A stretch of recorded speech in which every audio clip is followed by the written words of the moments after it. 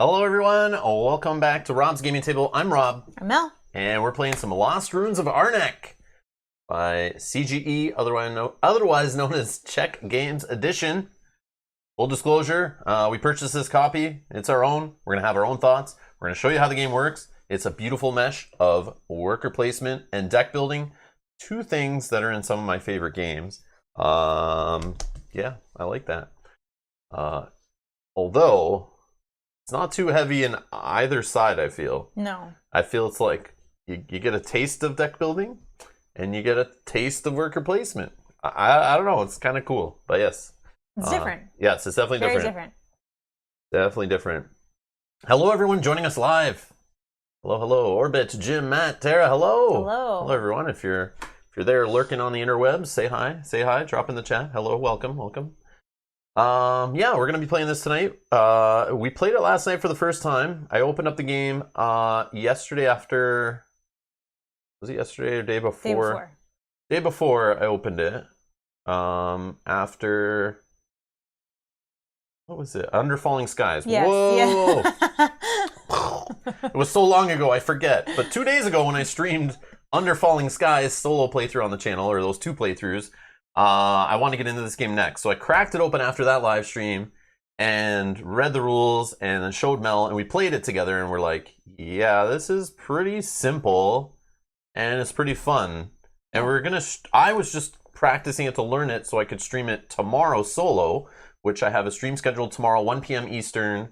You can probably see it in the playlist link in the video description. If not, just check the upcoming streams on the main YouTube page. youtube.com/Rob's Gaming Table. But I scheduled a solo stream, and then I was learning it with Mel. We're playing it, and Mel's like, yeah, I really like this. And I'm like, I like this too. It's pretty fun, pretty quick, pretty simple. I guess we don't need to wait to stream it. We kind of just understood the game right away, I'm pretty sure. Yeah, we were gonna wait till the weekend, and then we're gonna throw it in on the weekend as a stream, and then we're like, no, this actually is kind of a shorter game, so we can fit it in on a weeknight. Not a big deal. So yeah, we just were like, let's schedule it a couple days from now. So we're here playing it Thursday or Wednesday. No, it's Wednesday. We did it. I played it yesterday, didn't I? Yeah, but I think you opened it the day before. That's why. Oh, because you opened it the day before you played. Yeah, and I started reading the rules, but then we didn't really read the rules till yesterday. Yeah, so we literally played this yesterday for the first time. So we're super experts with this game, with our 1 2-player playthrough and my 1 solo playthrough I played this afternoon. So we're like super pros. We're gonna have like the highest scores, most efficient plays ever. So if you want to become a champion at Lost Ruins of Arnak, we're the most experienced players you'll ever see play this game for sure.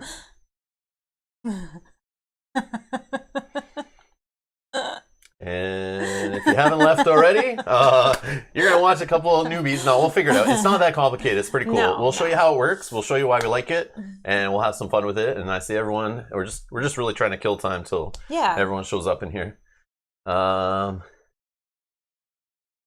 Hey, Dale, Mark, Joe. Oh, man. Everyone's showing up. Kanji's here. Oh, get a quick like. Yes, Kanji, I like that. All right. Thank you. See you later. Honestly, these days, what day is it really? Yes, Shane, Yeah, I agree. I'm losing track. Yeah. That's honestly what's happening. I'm like, I couldn't remember if I streamed yesterday or it was today. No, it wasn't. It couldn't have been today. I wouldn't have scheduled on the same day. And yeah, it was yesterday. I couldn't remember if it was the day before. Yeah. Wow. Yeah, so anyways, we just decided kind of last minute, aka yesterday, that we'd schedule a stream tonight and play. So we appreciate everyone showing up for this 2-player playthrough. Just hang out and play the game. Pretty chill. Yeah, it's a fun little game. Yes, Dan Lebowski moment. Yeah, I was like, couldn't remember what day it was. Anyways. That's okay. I had that moment not last week, the week before. Yeah. So yeah, we're gonna be on point tonight. Like I said, most efficient plays ever. We're on it. Yes, It's Hump Day, Wednesday. Yes. That's good. That means he's a little off today, so maybe I'll get to win. Yeah. Oh, and let me remind you, I have some evidence with our score sheet from yesterday's first play we played of this game. It was like epic. I wish we didn't play it before playing it on stream. Oh, and yesterday's was recorded? I wish we just like read the rules and like learned it. I don't like to do that, but like I wish it was recorded. Mel and I are playing this game. We're doing different things. She's taking things I'm doing. I'm taking spots she wants. The usual worker placement stuff. She's buying cards I was saving up for, and I'm like holding in my frustration.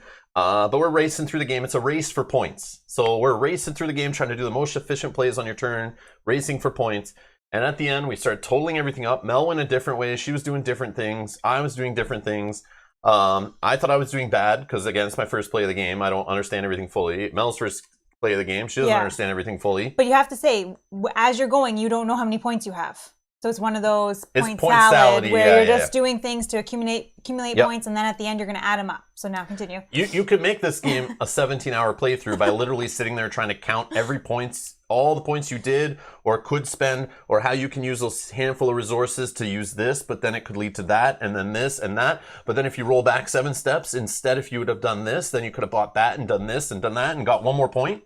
It's that kind of game. You can get really analysis paralysis, min and maxing, trying to like math it out. It's one of those, which I think that's like a Euro thing, right? That's like a Euro-y kind of game. You're just like point salad kind of game. But the cool part is we got to the end. I get the little pad out and I start writing it in. Okay, what'd you get, Mel? What did I get? I'm start writing the points in. No joke. At the end, I was like, let me add up mine. Okay, 61 points. Okay, I don't know if that's any good. Probably not. Then I total up Mel's.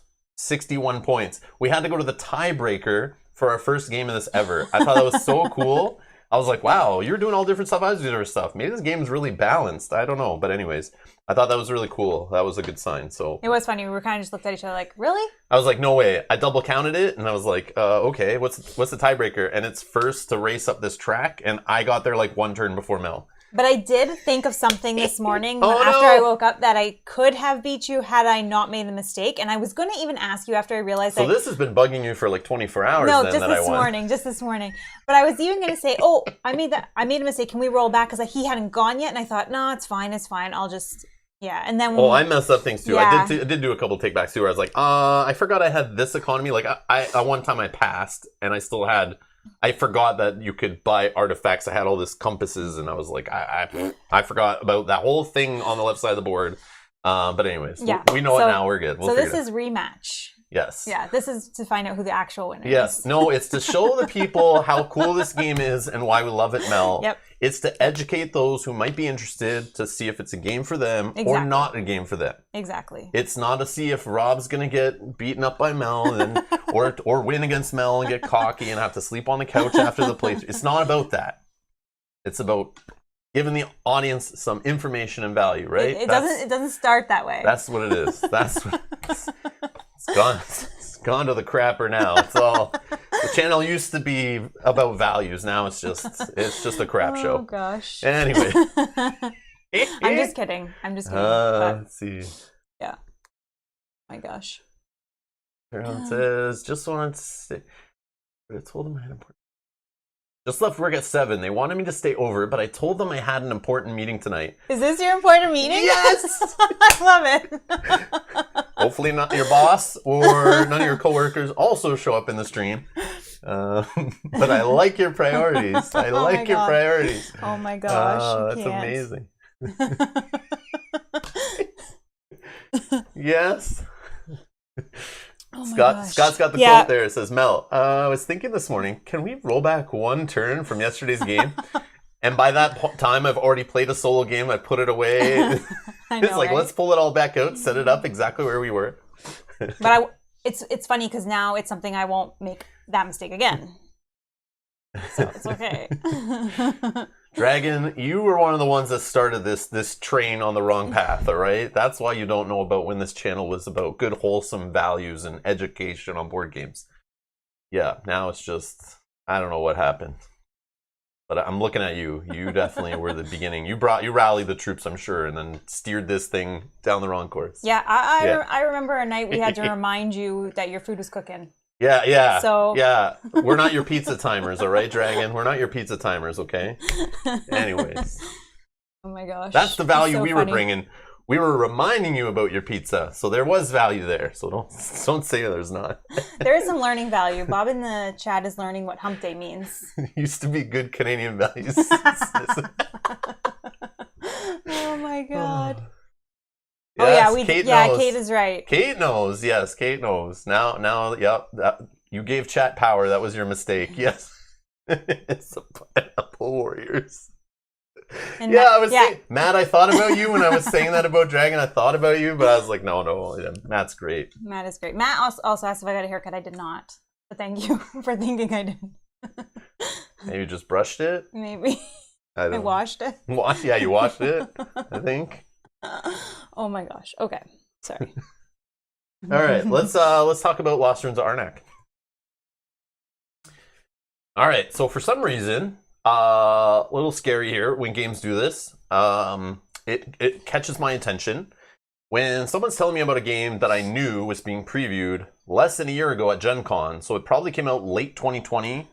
I feel like it hit retailers like November, December in Canada at least of last year, maybe earlier this year. I can't remember, but not long. We're only in February 2021. This game has only been out for a few months. Of course, people were trying it, probably playing it online and stuff since it was debuted at Gen Con. But I feel like it's only been in retail max for 3 months. It wasn't a Kickstarter or anything like that. It's not full of giant miniatures or anything. But it has shot up to 320 on Board Game Geek of all games of all time. It's amazing. That's scary. That's scary. So, like, it's that good that people are going in here, clicking on this page, adding it to their collection, ranking it, becoming fans of it, going in the forums and talking, raising this page up, raising this game up in the database to 320 out of all board games of all time. I'm like, was kind of blown away. But after playing it, I can see why. Yeah, I definitely. It's one of those games, it feels like, I don't know if it's the best game to compare it to, but it feels like kind of like the Wingspan feeling. So like, Wingspan got super popular, and you're like, me coming from playing a bunch of like heavy games, medium games, all different kinds of mechanics and stuff. When I saw Wingspan, I was like, okay, it's pretty. It's a cool theme that I've never really seen before. The art on the cards is awesome. The idea is okay. I played it, and I'm like, okay, engine building, it's cool. It's like not heavy. It's not like Gateway. It's like a good middle ground, and it's like that's good for the hobby. That's how I felt. I felt it was like it's a solid game. It's got a good length, good setup, good teardown, not too bad to teach. It's got the engine building. I love in it. But Wingspan, like I see a lot of comments, a lot of people saying like, it's just Wingspan. It's not that great. It's nothing too special. But I think it's that mix of all the ingredients, and it's kind of that like just right feeling, Like it's not crazy fiddly, overcomplicated. It's got beautiful components, beautiful art, beautiful mechanics, well designed. It's well produced. It's just that solid package. It like hits the right spot on a lot of things. It doesn't excel at a lot of things, but it's like just does them all right, and it doesn't do many bad things, if any at all. This kind of is in that area, and I think it's a thing with games that like a lot of games like this that become popular. They're easy to get to the table, they're easy to teach, they're a decent price, the quality's decent, it's available, so everyone can grab it and try it, and then word of mouth gets out. And I think CG's done a good job, box quality aside, card quality aside. It's like the components are pretty good in this game for the price and what you're getting, and the gameplay and the variability is there. But I think this game fits, like, I think that's why these games sometimes shoot up. And same with the ones from Garfield Games, or if I'm saying it right, the ones published by, I think, Renegade, like the Architects of the West Kingdom, Paladins of the North Sea, those games. Yep. They have good art, good components, good that right play length, like this game does. The right player count, has some solo covered, multiplayer covered. It's good. It's good at like everything, like kind of like a jack of all trades. Yeah, it's the sweet spot. That's exactly what I'm trying to say. Sweet spot. That's what I'm trying to say. It's got that sweet spot on so many things, like the right weight.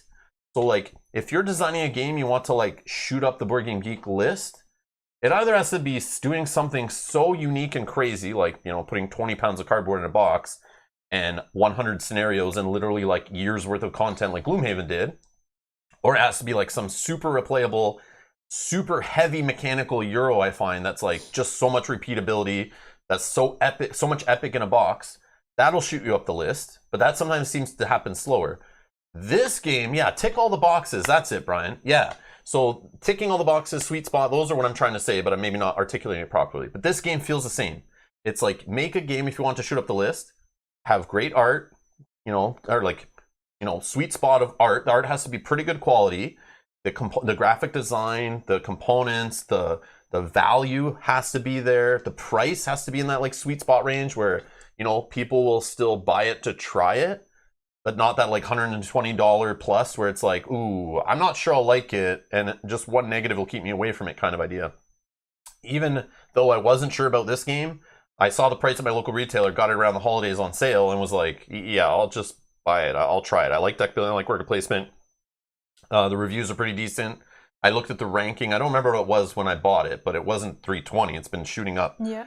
But yeah, you got to have that rounded spot. You got to cover solo gamers. You got to cover that 2-player, especially now with COVID and these pandemics. This is not going to be the end of it. This will happen again. But like the 2-player, couples, finding a buddy. That's why like 2-player games like Magic the Gathering stuff so popular, right? If you make the game good at the 2-player count, that's really popular, really good. You'll catch a lot of the audience. Same with solo. But also the 3 and 4-player count, it's got that covered. And if your game plays good at like all those numbers and it satisfies those audience, and it's that good like weight, like the 2.5 to 3 in there, like it's meaty enough, but it's not so complicated. I feel like that's what shoots a lot of these games up there, like the Wingspan idea. This is what I'm relating to Wingspan. It may not be as good as Wingspan to some. It may be better than Wingspan to some. I'm just comparing it as like the general overview of like the products, the overall product, and why, and it's gaining popularity very fast. Do you think this is a good entry board game for some? No. No? I wouldn't consider this like a gateway game. This is like the game after your gateway game. Okay. It's not that bad though, but it might still be overwhelming to some. Okay. Like that's all. Like Yeah. I've just picture like the lowest of lowest non-gamers. Not low is probably not the word, but like lowest amount of experience is what I mean. Yeah. That come to the hobby and are like, I played Monopoly like when I was a kid. I see. What are these board games? And I picture some people that I've taught and we've played with in the past, and I wouldn't put this in front of them. This is like, the theme is not really here. It has a theme, but it's not like... It's not front and center. You could put any theme on this kind of thing. It's just one of those point racing games. You can kind of just like... Yeah, this could be launching rockets, traveling in space. Like, you can do whatever. It doesn't have to be going through a jungle, looking for a temple. Like, it's just I love the art that they threw on because of that theme. Yeah. But it could like literally be anything, I think. Like, yeah, you could fantasy this up, sci-fi this up. Like, they'll probably do that. But if they sell enough copies, you'll see reskins and similar games like this come out of everywhere. But yeah, so let's take a look. Oh, don't get me started on the Wild West Zombicide stuff. Oh, I didn't watch Not that today, video but yet. it's bubbling. It's bubbling. Oh man. Yeah, I didn't watch the video yet, but I probably don't need to. It's all the same, right? I think Justin even sent me the video. Oh my god. Come on, this doesn't stop. Like, coming out with Zombicides before they even deliver the last Zombicide. Like, Yeah. you got a problem when you're making so many Kickstarters that you're not even fulfilling the last, like, of the Zombicide series, Anyways. All right, let's get down the table. All right, so this is Lost Ruins of Arnak, at least most of it. The board's a little bit cut off because it's huge. It's vertical, which is like, to some people, no. They recommend putting it horizontal, but for video, I wanted to have it vertical. The board is even bigger. There is about, I'm going to say 4 inches cut off on the top where it's literally just decks and discard piles, which you don't need. So I put them to the side to save us space. Okay. But we are zoomed out. Too much, I think, but hopefully we can get it across. But there is this extension to the board, very similar to Lords of Waterdeep. The board is just huge, and then they have even more spots to literally just hold your pools of components. Oh, like you literally would just Yeah. put those on it? Oh, okay. But I'm sorry, like, No, we don't do this that. is how we organize components, board game designers. Okay, board game publishers. Call up Jamie Stegmaier, find out where he gets these little containers, probably for pennies. Include these in your games. Don't give me cardboard boards to put your tokens on. Lame. I don't need this table hogging crap that literally is just going to spill and look like a mess. Well, So, even if we did that, we'd put them in containers on board. I did that. The first time I played it upstairs on the Yeah. other table. I literally Yeah. put this out and went, okay, sure. Yeah, you would just put it like this. Yeah, I did that. I went through setup and I put everything in containers and was like, why am I using this? Yes. So yes. Unnecessary, So but- I'm just trying to save space, but I'm just trying to show you this comes with the game. And we just have everything spread out instead. Like, 99% of other board games who don't give you a board just to hold your decks of cards and tiles and stuff. So that's out of the way. And then these card decks would normally be up on top. There is like a separate spot for your card decks and discard piles, but not all the discard piles. Some of the discard piles you have to use off the table and some you put on the board. I don't know. It's like they got a cheap deal on like cardboard boards on a certain size, and they were like just trying to fill the board with as much as they could. And they were like, we could sell you a smaller board, but it's gonna actually cost money. We've actually made these cardboard. We've miscut the board and like just put some decks on the top where you can put some decks and discard piles. Oh no, Dale, don't do it! Don't do it! Stop. Well, maybe Dale loves zombie games. Maybe. But then he probably already owns like 26 I was going to say, but you probably have a Zombicide already. I don't know, man. I don't know. I'm a sucker for zombicides, and I think I'm going to say but not we this could one. go play back. I know. We could go pull out any zombicide that we spent hundreds of dollars on, any of them, except for 2.0 is the only one I didn't back, really. But we've backed a bunch of them, the expansions, and all that. And they're still sitting on the shelf. Like, we could play those more. That's what I'm thinking. There's other games I'd probably rather spend our money on. Yeah. Than like another zombicide. I feel like we have the whole, like, moving miniatures on a board, trying to chase down and flip tokens and roll dice. Done. Like, we've have enough games that do that, and it's like, I don't need to spend hundreds of dollars on the same experience over and over again. Until they come up with something different with it, not just a reskin of the same game with a different theme on it. If they change it up, then maybe, but they won't, because it's how they keep their business alive. I know. And they're like, oh man, those last couple of Kickstarters didn't do well. What do we got? Just do a Zombicide. That'll just make up the money we lost out on those. Help us fund those larger print runs. Mm-hmm. So yes, this is Lost Ruins of Arnak. It is a point race game. We are doing some deck building. Like a deck builder, you're going to start off with some standard cards in hand.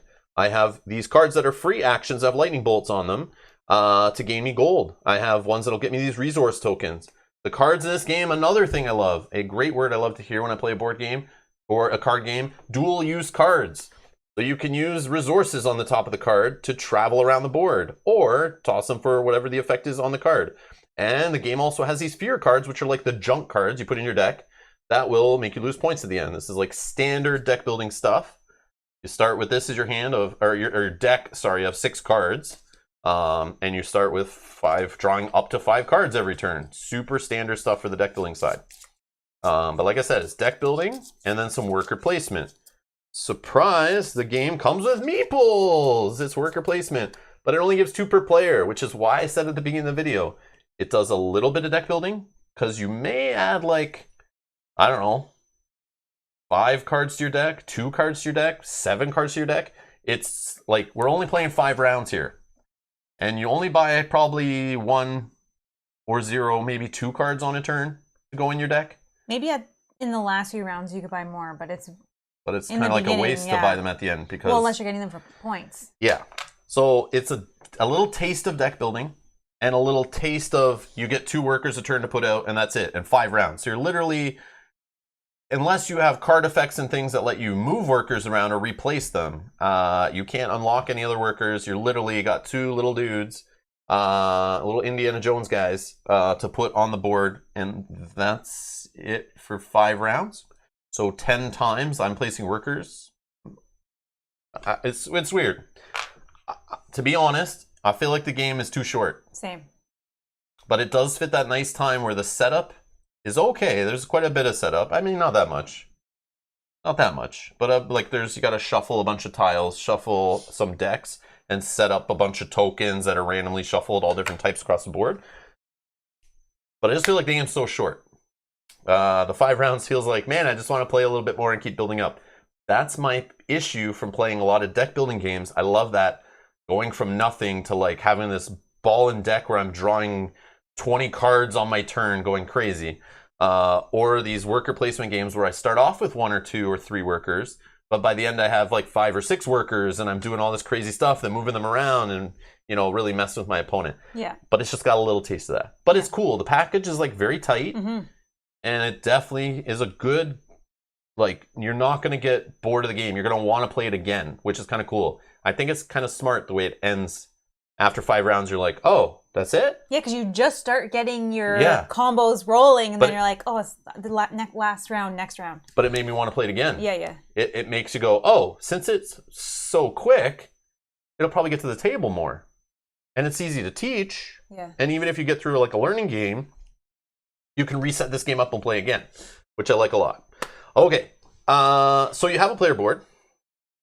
I'm the yellow player. I got my 2 workers. Mm-hmm. I have a spyglass token, a magnifying glass or whatever, and I have my journal. Okay.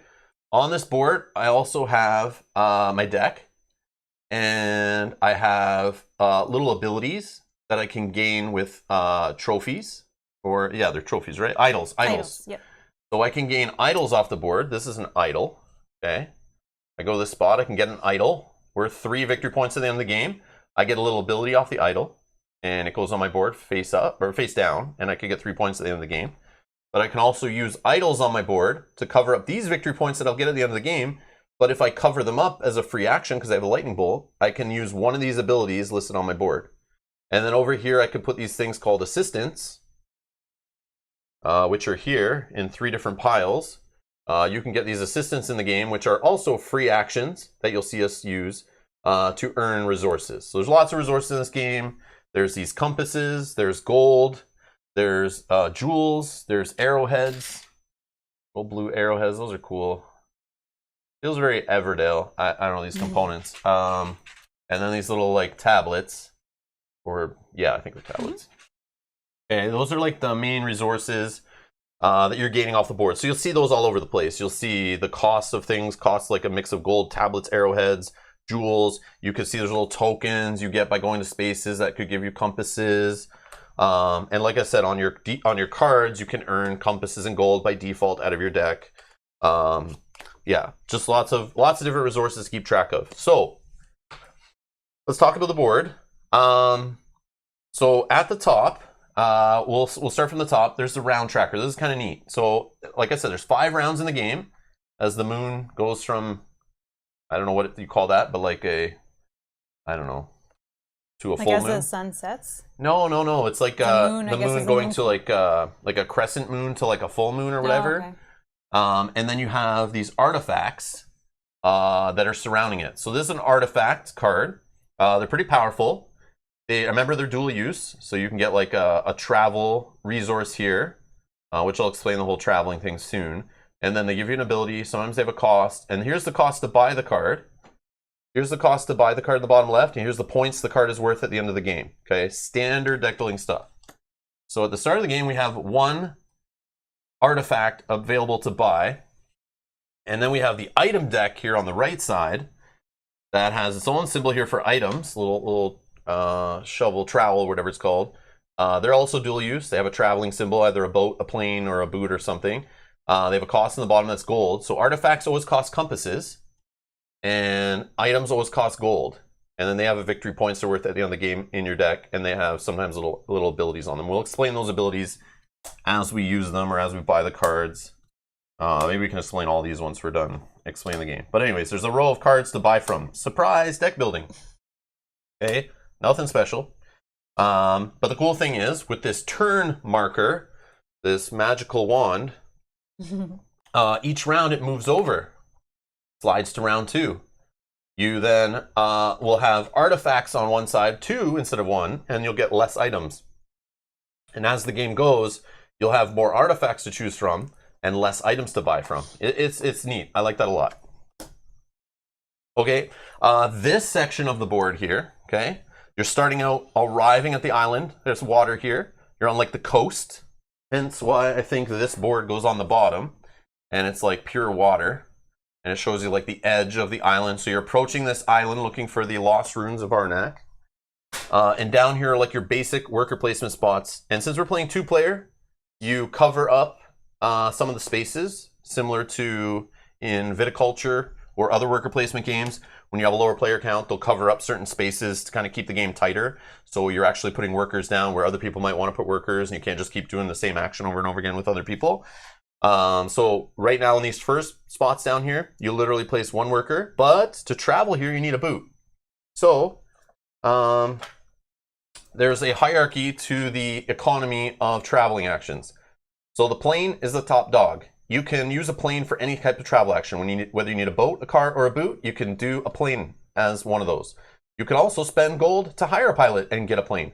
So for example, if I need to go here, that needs 2 boats to travel there, I could spend 4 gold instead to buy me 2 planes to get there.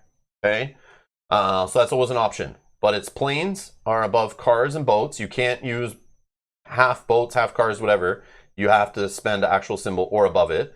So if I need to go to a place with a boot, I could go there with 1 boot, or I go there with 1 car, or I go there with 1 boat, or I go there with 1 plane, or I go there with 2 gold. Okay, so that's how it works. So obviously the beginning of the island, you can walk there. You just need to spend a little bit of wear and tear on the bottom of your shoes to get here, and you can get a couple gold. You can get a couple compasses, you can get a couple tablets, you can get a arrowhead, or you can throw a card away without doing its effect, put it down in your play area, and get a jewels. There's a spot that you can get any resource you need. Pretty much, that's all the resources covered.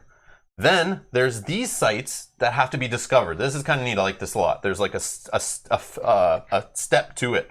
To get into here, to discover, you have to spend 3 compasses to put a worker in this area, and you have to spend the travel cost, so a car in this case. I can put my worker there as long as I spend 3 compasses, 1 car from a card.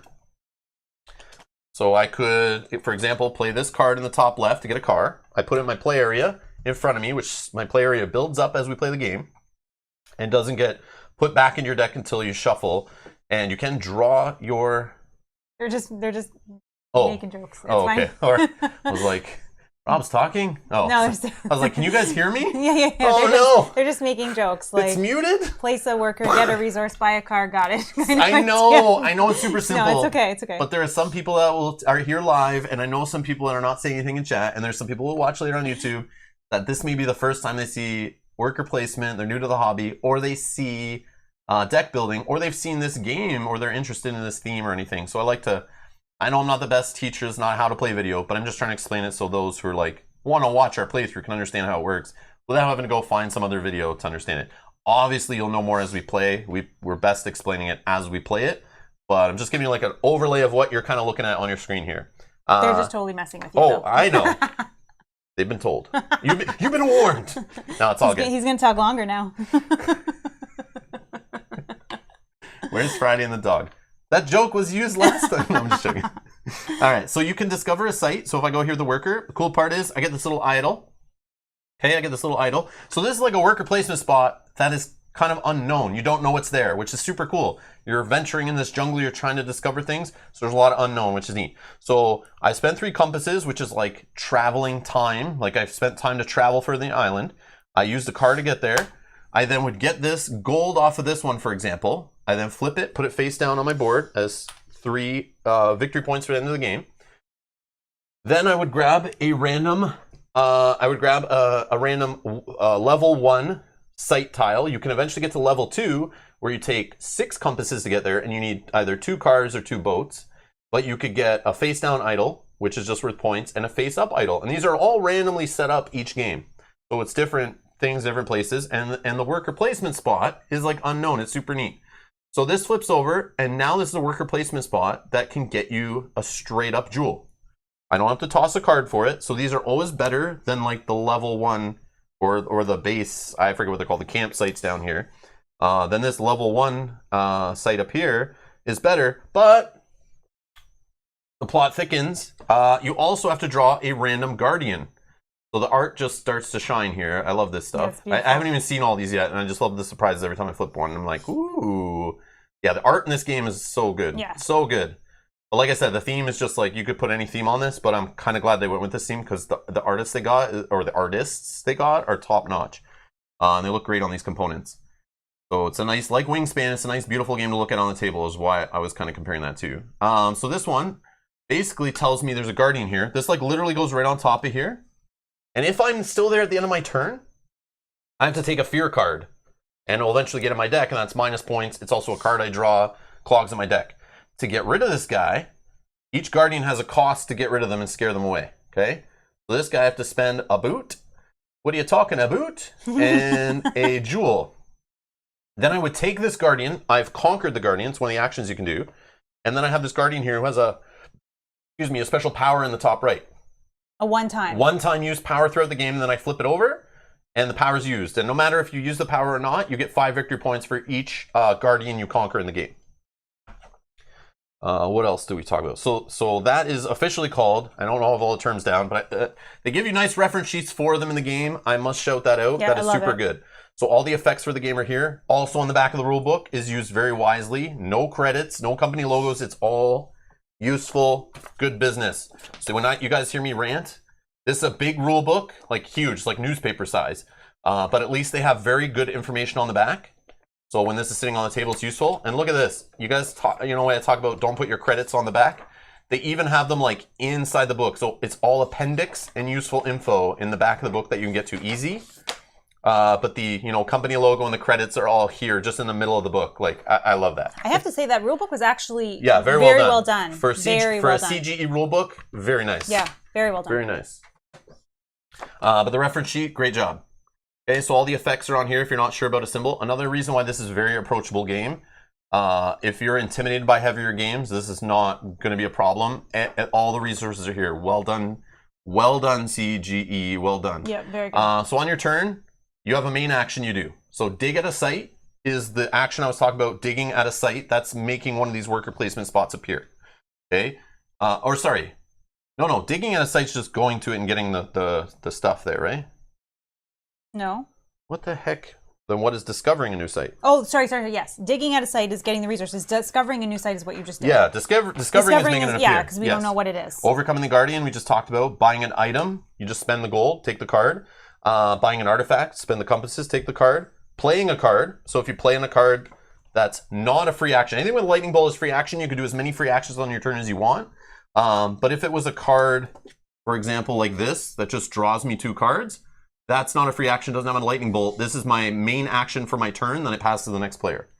So you only get 1 action on your turn, so it's literally quick, like there's no downtime. Even I assume at 4 player, you're just literally like doing one thing, maybe doing a couple free actions, and then boom, next player. They're moving a token, discovering a site, boom, next player. You also can do research, which is moving up this track. So discussed all this. Now there's this track. This track, what helped me understand it, it's not very complicated. What I could relate it to really like understand it is, if any of you have played Architects of the West Kingdom, this is like working on the cathedral. So you're basically like spending resources to move your token up the track. So to get to the next level, you have to spend some resources. And if you're the first one to get there, and there's a token there, and there's more of these on the board at 3 and 4 player, we're playing the 2-player setup, so there's less of them. But if I get there first, I get this reward, toss this away. And there's a bonus reward if you get there with the magnifying glass versus the journal. And the cool thing is the magnifying glass and journal can be on the same level, but you can never take the journal at a higher level than the magnifying glass, which is neat because the journal will get you different rewards up the side here, and as you go up higher, it's worth different victory points at the end of the game. So if I enter the game here and here, I could get 16 points from a magnifying glass, and if I had my journal here, I would get 6 more points from my journal. And then there's this final spot up here. If you can be the first to get in there, just like kind of going up the cathedral and architects or whatever, it's kind of like a race. You're the first one in, you'll get some more points. So this is worth 23 for the first person that gets here, their magnifying glass up here. But the second person gets 21, third 20, then fourth 19. You also are the first one here. You also get your first pick at these hidden tokens up here. So there's 1 per player up there, and you can take one if you're the first one there. The second player in a 2-player game obviously just gets what's left. This is the Lost Ruins, I think. This is like the Lost Ruins of Arnak that you're working towards getting to. And there's these little tokens up here that are worth victory points also. And they're in like a little pyramid, and they have a cost. So this cost underneath this token, I have to spend a compass and an arrowhead, and I can buy one of these as long as there's 1 left. I take it, we're at 2 victory points. But if I want to buy one of these 6-point tokens, it's in the second row, I have to spend what resources are underneath it. So I have to spend a jewel, a compass, and an arrowhead to buy this one. If I wanted to buy one of these 2 11 point ones in a 2-player game, I would have to spend all the resources at the bottom of this little pyramid. So it's like a race to get up there, and then you have to have resources. So like you're trying to generate engines of resources so that you can basically race and buy points, which is really cool. Sorry, What? they're just making Stop me laugh. reading the chat. I know. I'm trying not to look because it'll throw me off. Trying to get into the game. Okay? They're trying to make me laugh, I think. Yes. Okay, sorry. They're watching you grin. They know what's up. Yeah. Tara says you guys are mean. No, I'm trying not to read it, but yeah. Super excited to see that Robin Meller are playing another game with a magnifying glass in it. Woo! Did we play another one? I think so. What other game did we play? It sounded with familiar when I magnifying said glass? it. Yeah, what's the other one? I was trying. I was like biting the inside of my lips. Is it and cheeks, like... Mansion of Madness has a magnifying glass, like on the dice and the tokens, right? Oh, okay. Oh, yeah. So I need what other ones are there, Drew, that we play? I guess that the like one? the Arkham Horror. Full.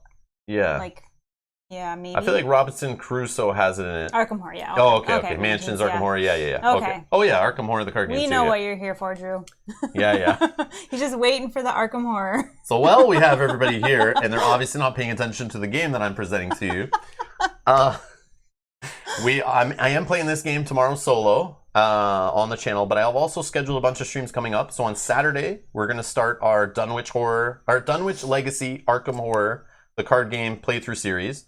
We haven't chosen our decks yet. We'll put those in the video description once we do. I'll drop some links in there. But yes, we'll be here on Saturday to start that off.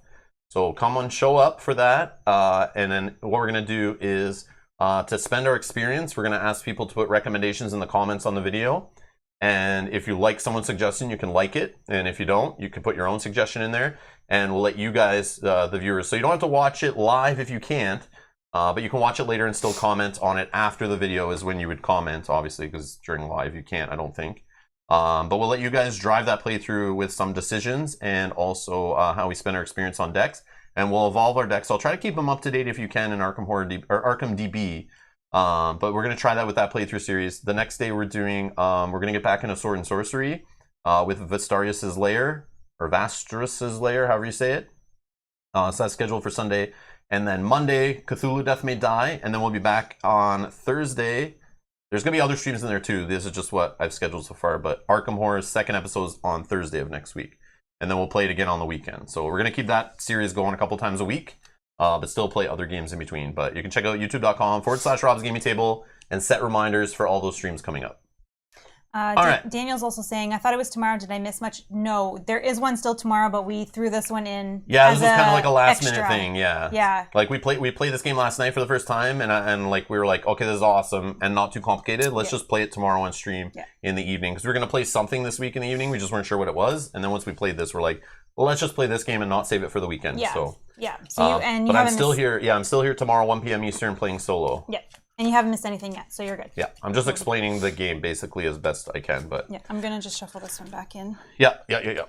Okay, so we're going to get started here to show you how it goes through playing it. Yeah, thank you. Anything else I did? I don't think so. You literally, just like I said, just go turn after turn. And then there's kind of like a reset. You can also pass in the turn. But once you pass, you're done. Yeah, once you pass, you're done. The other player can just go wild. And then you set up for the next round. So you return your workers. You gain any fear if you're on a spot with a guardian. You shuffle all cards in your play area that you played for the round. And then you put them at the bottom of your deck. Then you refresh your assistants. And assistants, like I explained before, are these ones that you can get. And they go on your board here. And you can like exhaust them to use their ability. Basically once a round. And then you refresh them. And then you exile 2 cards beside the little moon staff. So this card will go away, this card will go away. Then you slide the moon staff over, and then you refill the row. And then you pass the start player marker, and then you draw back up to 5 cards. And you can hold cards till the next round if you want. But the rulebook says it's like you only want to do that in very rare situations. Just play all your stuff. Yeah. Okay. I think the only thing that we didn't go over, but we probably can after, is when you buy artifact cards, the ability happens right away. Yeah, and we'll show that. We'll show that. Okay. And then when you buy item cards, that goes to the bottom of your deck. So that's the only difference. Let's find out who goes first. Oh, yes. Roll a die. 10. 3. All right, I'll go first. All right. So this is the first player token. I don't know why, but it's the first player token. Not sure. Okay, so... Time is running out, maybe? Time's running out. Go, go. I don't know. It's only 5 rounds in the game. Hurry! All right. Yes, Monday is a holiday here, so we can do a Yes, stream. it's a Canadian holiday on Monday. Sorry, it's a 3-day weekend for us here in Canada. I didn't know if there's a matching holiday. I think I looked. Is it not President's Day in the U.S.? Yeah, is President's Day like a statutory holiday where you guys get the day off? Yeah, maybe in it's the not a US? statutory holiday, though, but yeah. I don't know. Yeah, usually our holidays kind of line up with a U.S. holiday. Yeah. But yeah.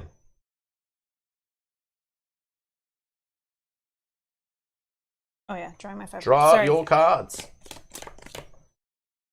Oh, Dan's off too. Okay. Nice. Yeah, so we scheduled Cthulhu Death May Die, but if on Sunday we don't know if it's going to be like Arcane Portal was in Sword and Sorcery. If the this expansion has 4 scenarios, I don't know if they're going to be like twice as long like the Arcane Portal side quest ones were. So we might have like a super long stream on Sunday that may carry over to the next day, or we might just stop and make it carry in the next day. We'll see. So that Cthulhu Death May Die stream might get pushed, but it's there for now. Yeah. We'll see on Sunday. We'll make the call then. All right. So I'm going first. So I can do 1 action. We start with resources. I'm so sorry. First player, I think, gets 2 coins, and second player gets a coin and a compass. I know that. Yeah, 2 coins. So first player gets 2 coins. Second player gets a coin and a compass, which I'll give you here. Thank you. Okay. I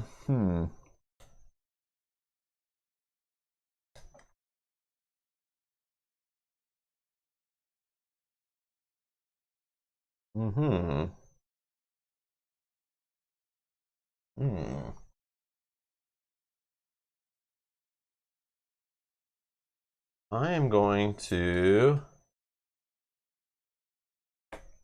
I don't know, but I'm going to play these 2 cards for gold, and they're free action, so I haven't done a main action yet. And then I'm going to spend that 4 gold for my main action to buy a pack donkey, because why not? Why wouldn't you want a pack donkey? So he can get me 2 resources for travel, and he'll let me draw 2 cards. But this is what Mel was just talking about. What I want to show when we did it was when you buy an item from the row here, it goes right away on the bottom of your deck. You don't get it that turn unless you can draw into it. But you would need card draw effects to do that. All right.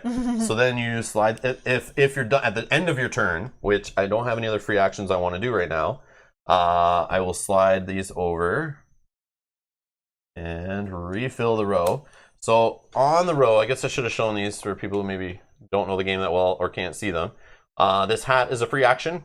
Straight up, gets you a coin and a compass. Easy peasy. And there's the good old fishing rod, worth 2 victory points, 2 gold. You can buy an item with a discount of 3 gold, and include the top card of the item deck. Oh, so you buy random? I guess you can. Okay, sure. Never seen that card before. No, never seen that before. Sure. Okay, good old army knife. Choose 2 different options. You can either basically get rid of a card out of your deck. This is how you get like the crappy cards out, like in every deck building game. A gold, a compass, or a tablet. A nice aeroplane. You can place a worker with a discount of a plane for travel. If you're discovering a new site, you also have a discount of 2 resources. Yeah, I played with that card before. I like it. I'm trying different stuff. Revolver can help you get rid of guardians. You can off guardians for just the cost of a compass instead of paying whatever their cost is when they come up. All right, Mel, go ahead. Okay. I will spend a boot to put my worker here in this space. Just saying I'm peeking at your cards. Oh. I don't care. You guys can see my cards. Even if he knew my cards, doesn't know what I'm going to do with them. Oh, man. You got that left? Yes. And then this will give me an arrowhead. And then I could still perform free actions if I would like. Oh, Neopet says, in the chat says, the fishing pole, they think you can look at the top card of the deck, choose whether you want to buy it. Oh, which secret? I would think so. That's like in Everdell has that kind of stuff too, I think, like right? Secretly? It might have it on here. You know where it probably is? On the inside of the appendix. Yep. We never had that card come up before. Let's test out how good the appendix is. Never really had to do this yet. Fishing rod, yes. Fishing rod and precision compass. Unlike a normal card buying action, you can do this even if you can't afford any card in the row. Reveal the top card of the relevant deck. It is one of the cards you can buy. You can also decide to buy no card and turn it face down again, so you can know what's coming up. If you choose to buy a different card, the top card goes into the row when you refill it as usual. Cool. Okay. I probably should have bought that one. That's really good. I guess if you're digging, but we don't know all the cards in the deck yet. Okay. I will pass. Go ahead. What'd you do? I just got an arrowhead. Oh. And I paid my boot to get there. Your boot? My boot. Okay. Oh, there's just gonna be jokes on. Oh yeah. What are you talking about? All right.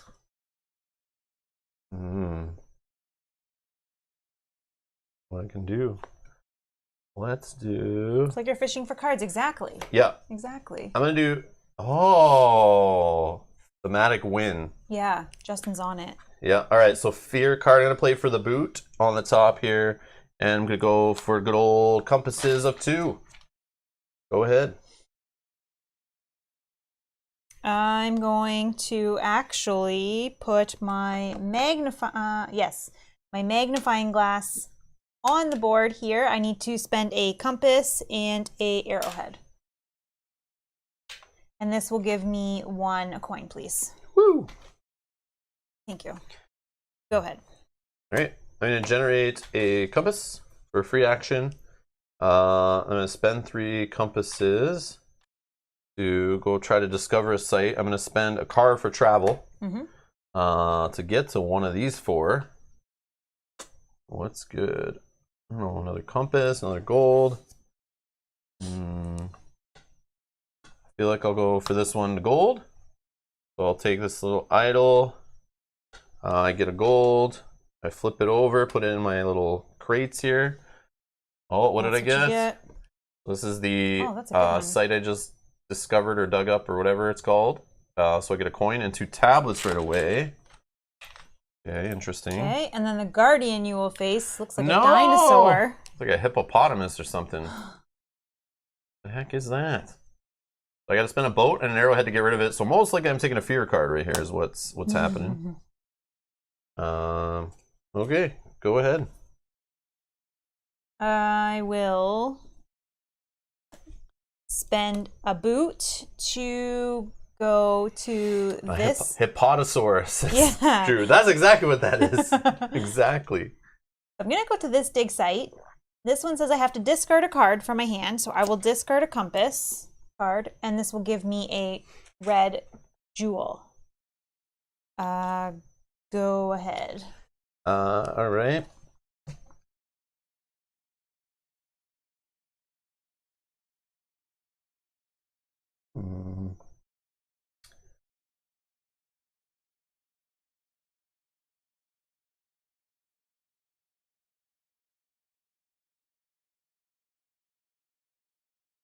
I'm gonna cover the. No.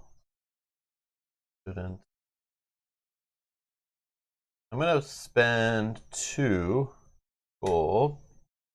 I'm gonna buy the fishing rod. I don't know. I'm gonna try it out. And I'll put it on top, bottom of my deck. Go ahead. Sorry if you can. Oh, yeah. I can't reach. We got a horse, of course. Oh. Card draw, a gold, a compass, 2 cars. It's not terrible. So those cars both have 1 horsepower?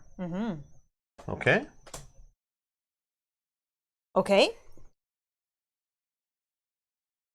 I will move my magnifying glass up this row here. So I will spend 1 red jewel. This will give me this token because I was the first one to get there, which lets me exile a card from my hand or my play area. And this is my play area. So I will discard a fear card if you want to stick in there. And then that's done. And then this will also give me 1 compass, please. Go ahead. Okay.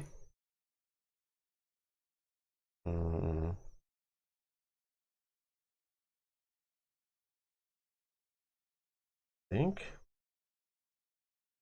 Like, I'm just worried about saying pass, because then there's always something you can do. Feels like in this game.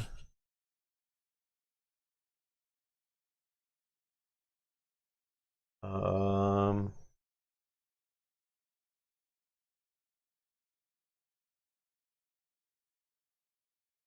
gonna do it. I'm gonna put this idol up here as a free action.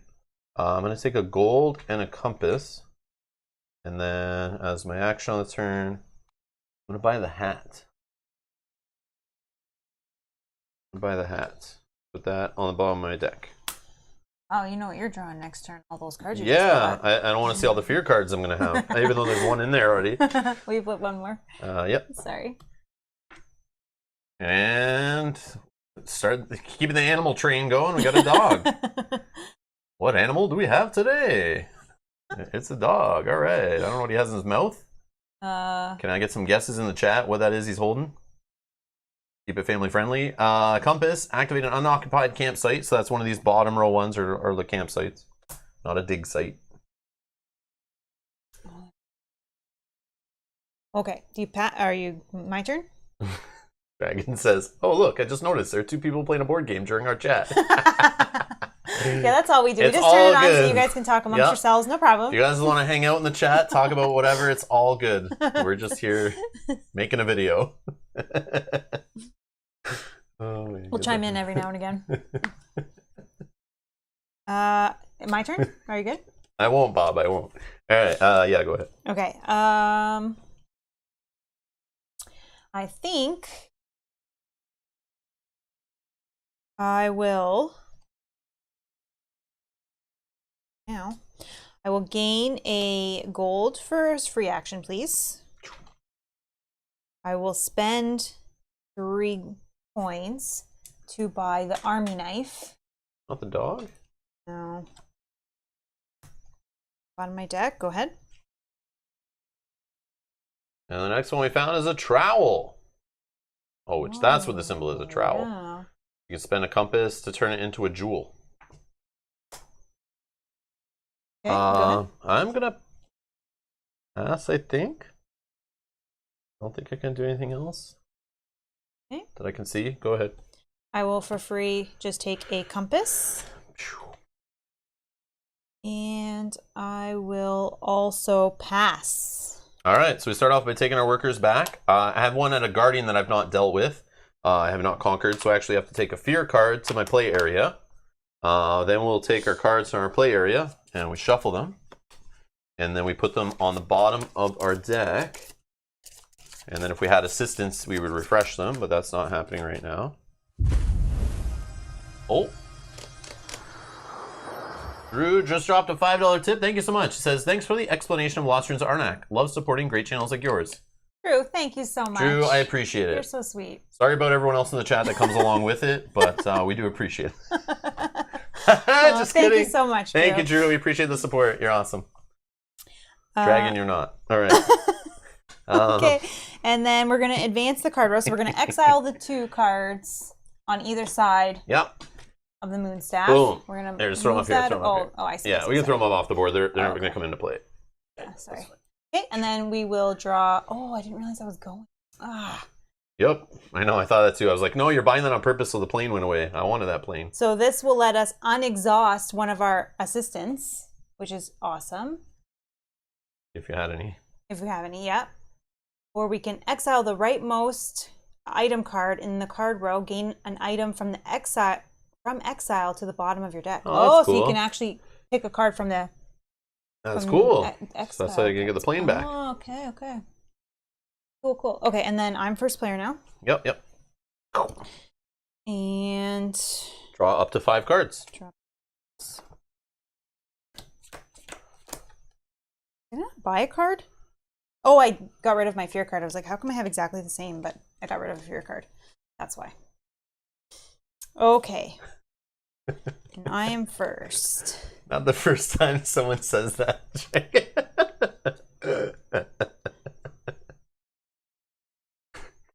Exy says it's the fabled hippopotapig gorilla moose. Whoa. Someone check on Wikipedia if he's correct. I think he might be correct. Is this the picture on the Wikipedia page when you search up a hippopota gorilla moose? But Justin also says, it's nice to see, sorry, I just realized how nice it is to watch and play a game I already have. I'm immune to them making me want it. Yeah, it's good stuff, eh? That must feel nice, eh? Yes, I agree.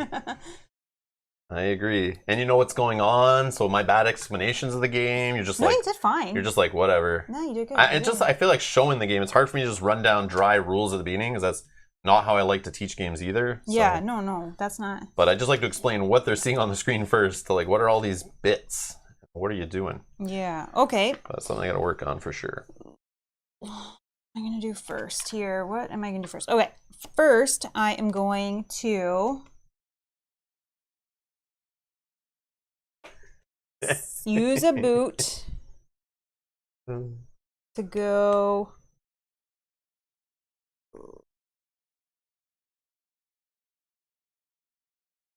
Oh, I don't know. I'm going to take an arrowhead. Go ahead.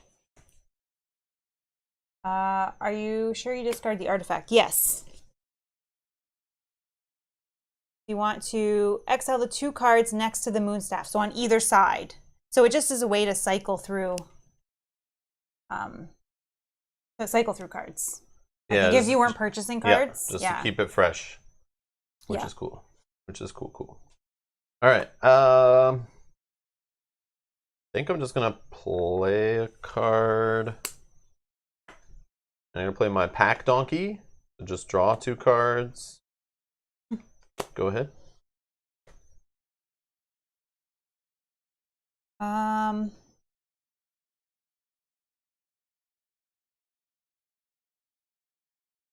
This is tough. Okay, I'm going to spend a car, and I'm going to put my meeple here, giving me 2 tablets and 1 coin, please. Okay. Yep.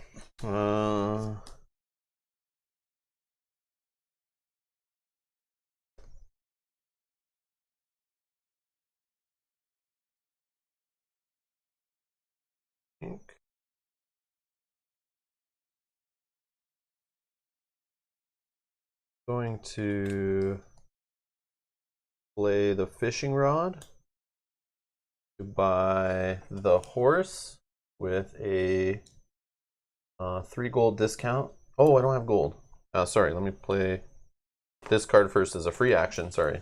In my head, I'd already done that. Yep. So sorry, this is a free action I could do before this to generate the 1 gold I need to buy the horse at a 3 discount. Oh, I guess I can see the top card of the deck, right? We read? Ooh. Oh. Getting rid of these crappy fear cards, that might be good. No, I'll just put that back. And yeah, I'll just take the horse, and it'll go on the bottom of my deck. We'll slide this over. What could be next? Oh, it's the axe. No way. All right. Sweet. We're at 2 points though, and it's cheaper, but I don't know. Trying something different. Okay. Go ahead.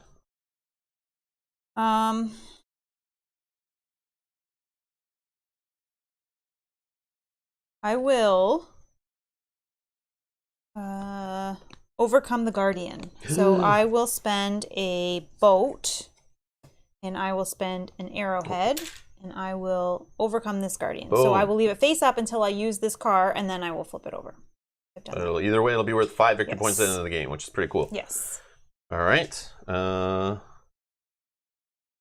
Dragon, I was thinking the same thing. Are we both supposed to see the card? But I mean, I can't get it any other way. Yeah, here's the thing, guys. I didn't explain, but anytime we live stream, any kind of keep card secret, keep your hand, tight to the chest, don't leave your information open in that, even in a competitive game, unless Kyle's involved. No, I'm just kidding.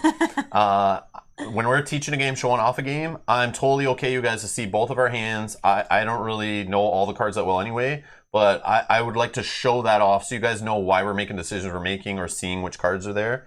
It's like, we're presenting the game. So all those kind of rules that are like hide things, don't talk out loud about stuff, don't strategize and say certain words. Most of the time we just throw it out the window because, you know, you guys are watching, so we want to make sure you guys can follow along too.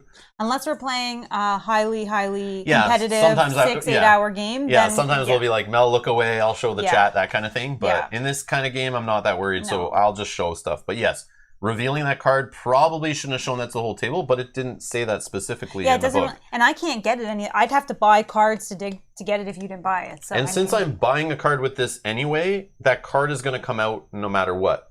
So whether you buy it or not. Yeah, I'm either going to buy it or I'm going to buy the next one, and then it fills up the row. Yeah. So I think that's why it's not a big deal in this case. Yeah, I don't think it really matters. But I did think of that when I was revealing it. I was like, should I be showing this off? But then I'm like, no, she's going to see it in a sec anyway, no matter what happens.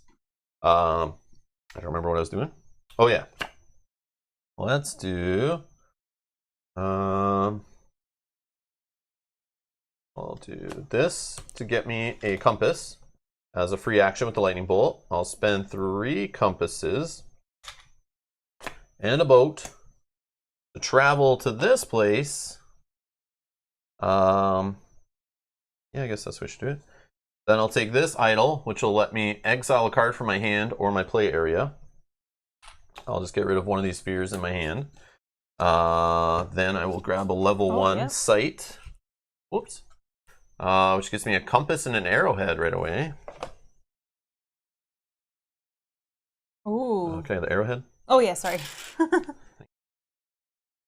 And then we get a giant spider monster thing that I have to ditch a card out of my hand with not getting the effect on it, put it in my play area, basically discard a card, then get a gold, or spend a gold and an arrowhead to get rid of this guy, but then it's got a free action I can use on it to pitch exile another card, and then again 5 victory points. So we'll just, oh, sorry, he goes here. Go ahead. Okay. I will use my army knife. I can choose 2 different options. I will choose a tablet for one. Yep. And I will choose a coin, please, for the second option. Go ahead.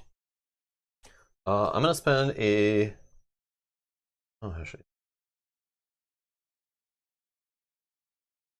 I'll spend a arrowhead and a compass to put my magnifying glass here and get a gold. Go ahead.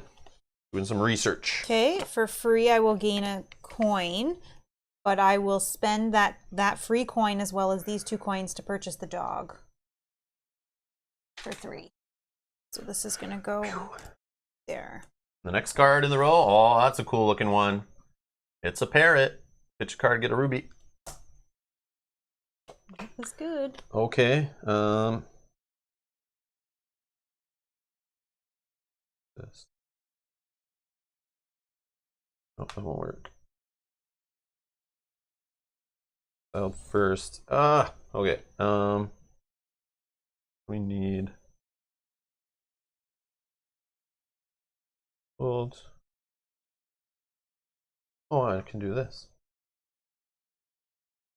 Yeah, I'm gonna. Yeah, sure. I'll put this up here. I'm gonna change this gold into a jewel. Go ahead. Oh, sorry, that was free. That was free. Now I can spend that jewel, put my book here, and that gets me one of these assistants from the top of these piles. Oh, that gem is enough. Oh, sorry. Okay. No, that's okay. This is kind of annoying. I've been staring at these. You're not allowed to look at the next ones in the pile. I may have accidentally shown one before. But how this works is once per turn as a free action, I can get either a gem or generate a car. And then you exhaust it. They have a gold side on the back of them that gives you this ability. So gold and a compass or 2 cars. But if you look at the top of all these piles, they're basically just like compass generators. And that's randomly shuffled. I did shuffle them. And another compass. But this one obviously is not as good unless you just want to get to double compasses. But these guys give you an option. They're more flexible. So I don't know. That's weird. Yeah, so I'll just take the captain here.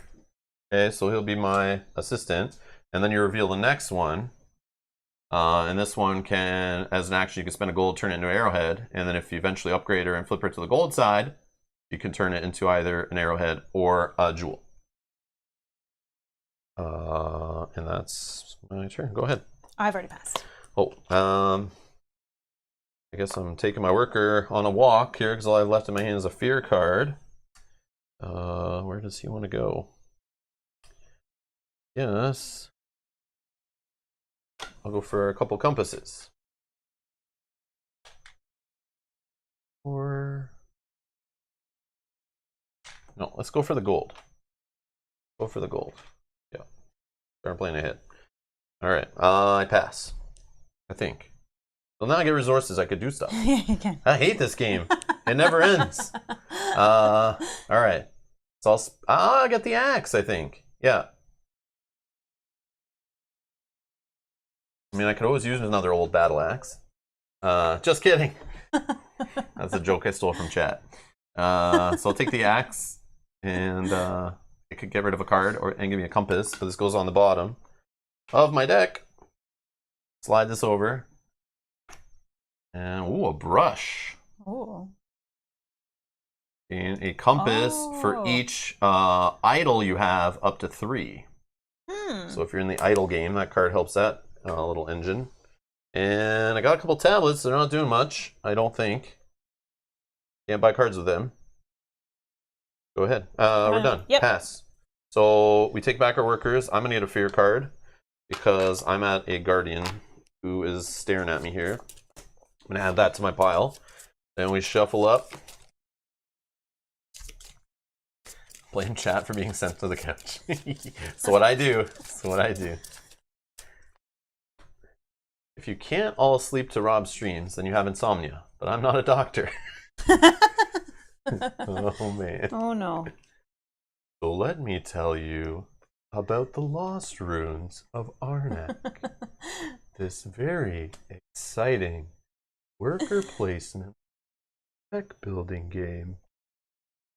I'm gonna Mel is now going to exile the cards. exile an artifact followed by an item card. Good. Everyone's sleeping now. Take a deep breath and relax. Rob's just going to shuffle his cards. You have to shuffle Very slowly, ensuring not to wreck the cards because they're not sleeved. dancing Bob. So the artifact that we're getting, this gives us a fear, but it gives you also a gold and 3 tablets. You want to reveal the item? Yup. It's a journal. Oh, look, it's got a car and a boat. Exile this card to research with your book token for free. Well, that's a good one. Juicy. If that showed up a couple turns ago. Here you go. You're first. So we're in turn 2 only? Yeah. I feel like you should have slid that over. Did I not? Yeah, because we shouldn't have seen an item. It's always an artifact. Oh, sorry. You're right. I just discarded the card, but I didn't. I'm just going to shuffle like we didn't see that. Yeah. Yeah, it's items become less, so you should never be refilling with an item. I'm sleeping. Yeah, sorry, I did. I was putting Mel to sleep. I was putting Mel to sleep. So sorry. We can pay 1 compass to reveal the top tile from the 2 dig stack and activate it, then put it on the bottom. Okay, I'm sorry. Yeah, I'm sleeping. Items become slimmer. Yep. But then you get more artifact options. Yeah. All right. 1, 2, 3, 4, 5. Fresh assistant. Oh, I forgot to do my assistant, right? Oh, okay. I'm just going to take a compass. Yeah. I forgot to do that. Yep. Whoops. Break. Let's forget something. 1, 2, 4, 5. Okay. He does have a soothing voice, yes. Feels very nasally. All right. Let's start with the horse, of course.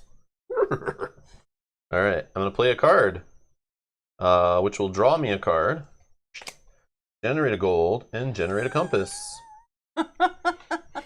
Rob reads 50 Shades of Grey, Audible's next big seller. Okay, that'd be funny. I have not read that book.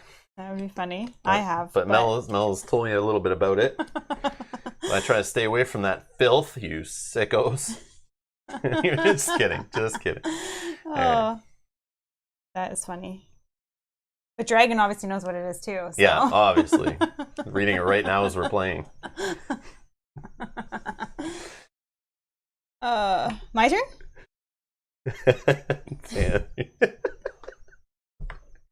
Oh man. I'm opening a can of worms. This is a family chat. You said it. My bad. Let's just... Back to the game. I am going to so I'm going to play the dog. I will get 1 compass, please. And then I can activate an unoccupied tent site, so one of these bottom sites, without actually having to pay and put the worker down. Pay the boot and put the work down. I think I would like an arrowhead. So I will have activated this one. Mm-hmm. Okay, go ahead.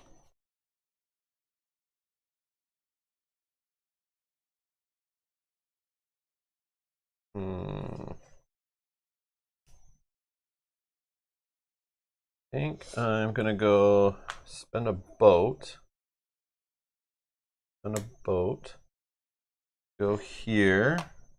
I'll get a compass and an arrow.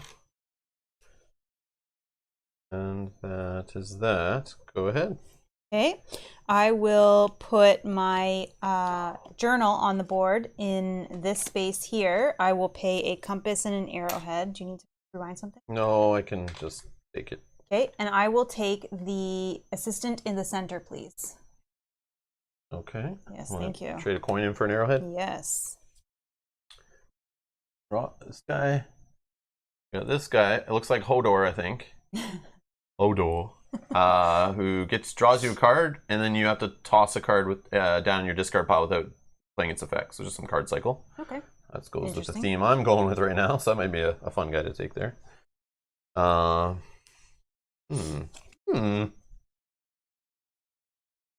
Yeah, I'm just gonna do that, I guess. We have only 1 assistant, right? So I gotta be scared that you might take him. You're not gonna take my Hodor. No, I'm gonna spend a arrowhead and a tablet to move my... Oh, I can't!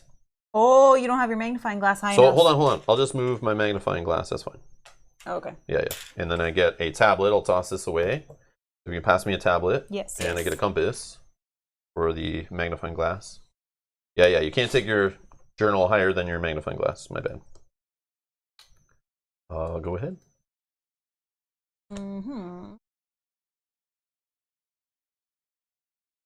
I will, for free action, gain a compass. Then for my action,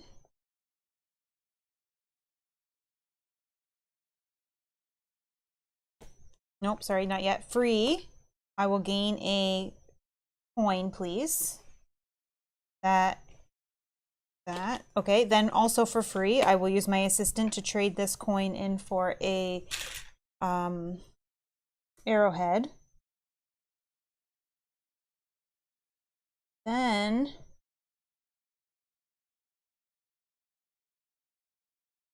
think of order of operations here. I will then spend the car from my guardian tile, as well as 3 compasses to discover a dig site. Which one is the question? I think I'll go for this one. That will give me a tablet. That will give me, yes. This will give me 1 fear card, 1 compass, and 1 red gem. There you go. So this goes in my play area, right? Yeah. Compass, Guardian, compass, and a red gem. Then the guardian. Whoa! So this is looking for 2 compasses and a arrowhead. Okay, go ahead.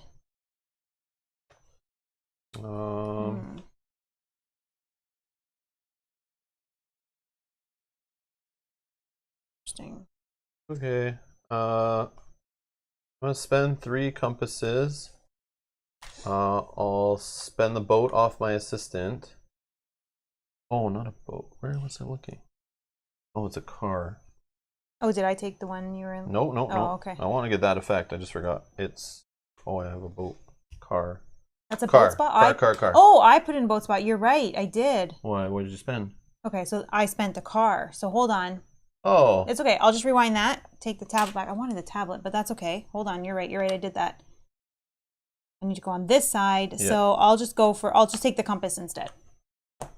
I put the tablet back. I didn't even Sorry. see that you did Thank that. you. Thank you. Thank you. Because I looked at it originally and then I just looked for what I wanted.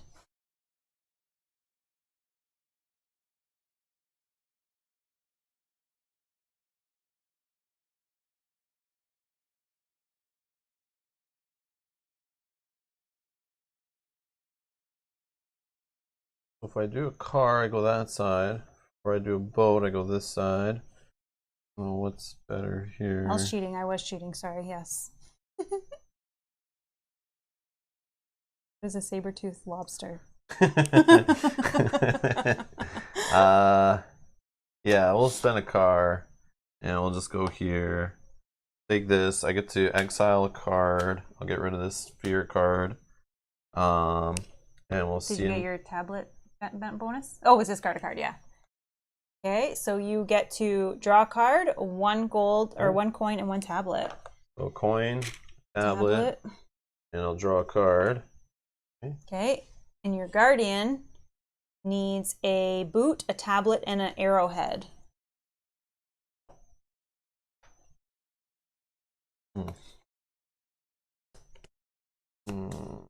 Okay, go ahead. I'm going to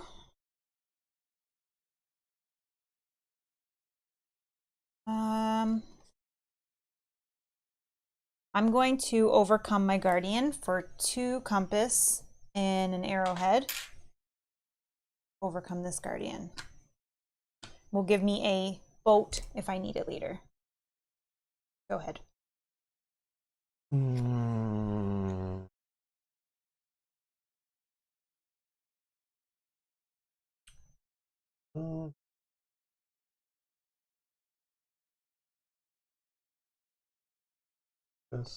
This. Okay. I'll just play a card, use my axe to get rid of a fear and gain a compass. Go ahead. Okay, I will use a red gem to bump my knowledge to match my magnifying glass here. That will give me a 2nd assistant. I think I will take this one for the versatility. Okay. Now we've revealed this one. That lets you either upgrade a tablet to an arrowhead or an arrowhead to a jewel.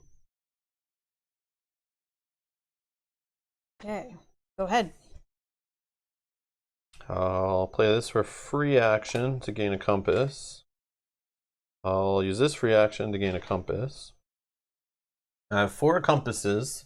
I could buy an artifact. Let me see here. This one I can pay a compass to reveal the top tile of the stack. Activate it, put on. Nope, I won't have enough compasses. This one, taking a fear card, gold, 3 tablets. Nope. Feel like the ornate hammer is the one. This one, I can exile the rightmost item card in the card row and gain any card from the exile to the bottom of your deck. What's in the exile? So it would, the rightmost. It would exile this one, and then I could take one.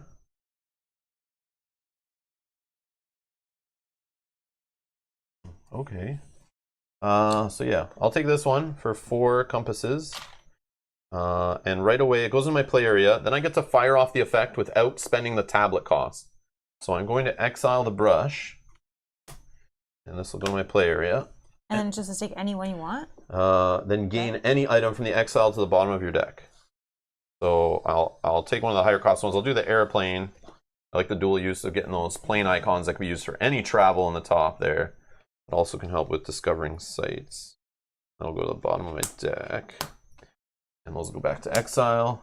We slide this over. A new one.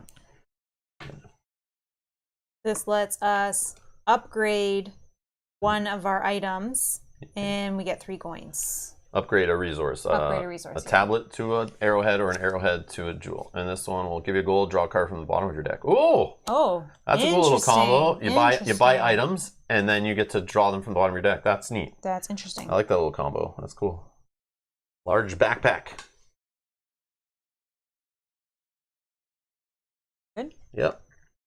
Okay, for free action, I will put this into slot number 1 and I will just gain an arrowhead. And then I will use the arrowhead and 2 tablets to move my magnifying glass up here, giving me a compass. Go ahead.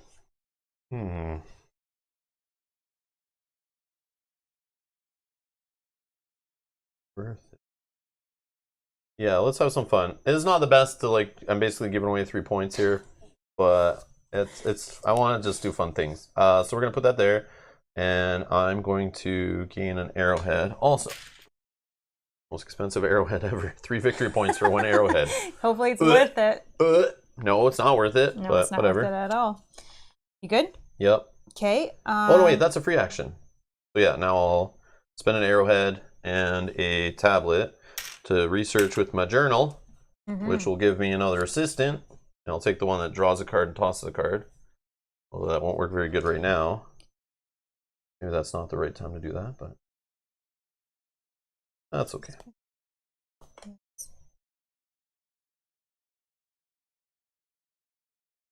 Oh, I can't. Oh, it can cycle though.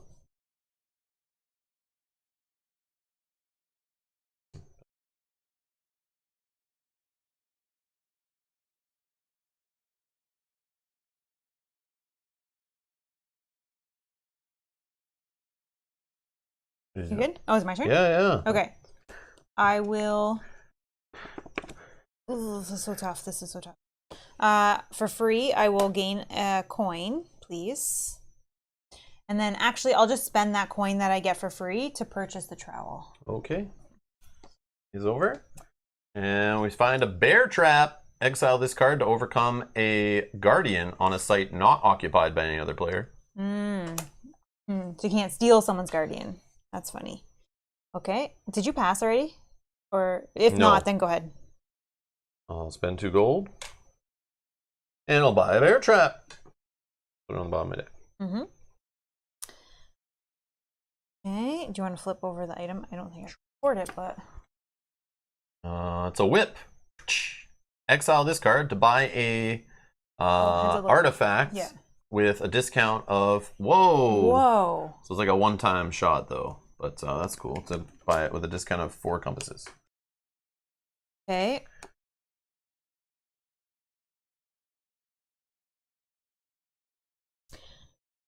So you bought a card? No, I'm thinking about... I have two more things I can do. I'm just trying to think of the order of to make it efficient. Oh, you bought a card? You did.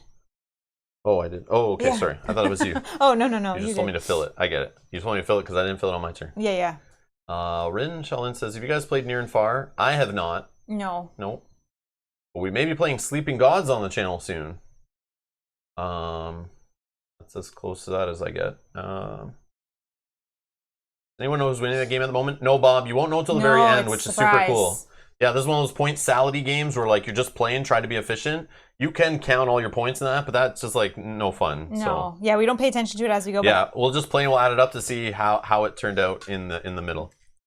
And Bones was asking, can this be played solo? And if so, is it any good? At 1 p.m. Eastern tomorrow, it will be played solo on the channel. Down in the video description, you'll see a playlist link. You can set a reminder in there to the stream or hit up youtube.com/Rob's Gaming Table, and I'll show you tomorrow how it plays solo. I played it today solo. It's pretty cool. It's really quick for what it is. And it's like a very simple AI, but it works. It works. Awesome. I'm looking forward to watching that. Okay. Oh, what am I doing? Okay, this.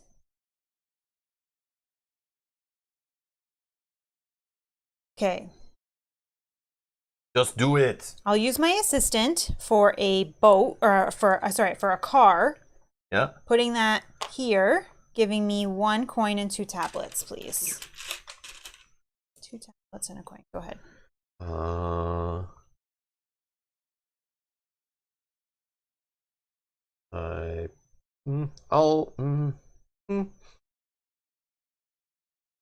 Sure, I'll draw a card. Oh, and toss a card. I knew it'd be something good, but whatever. Go ahead. Okay, for free, I'll gain a compass. Please.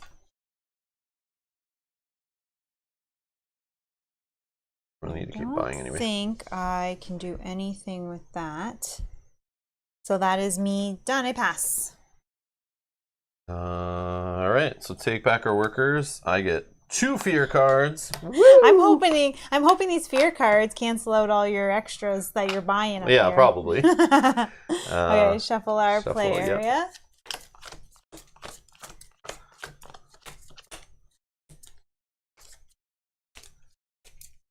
I feel bad doing this though, putting these idols on these spaces to do these like little actions. I feel it's like not worth it. I feel like you shouldn't do them. I mean, it depends. If it's giving you other points, I know if it leads to like you doing 16 other things on your turn, it's worth it, but it's got to get you points back. Yeah. But I don't really math it out. I'm sure it's fine. Just this last one might be a little hard to swallow. Ready up our assistants. Yep. Exile cards. Move the moon staff. Refill. Slide over. More artifacts. What do we get? Coconut flask. So we get 2 gold. Use the effect on the silver side of one of the available assistants in the supply board. So you can use the regular side of one of those assistants. It's kind of cool.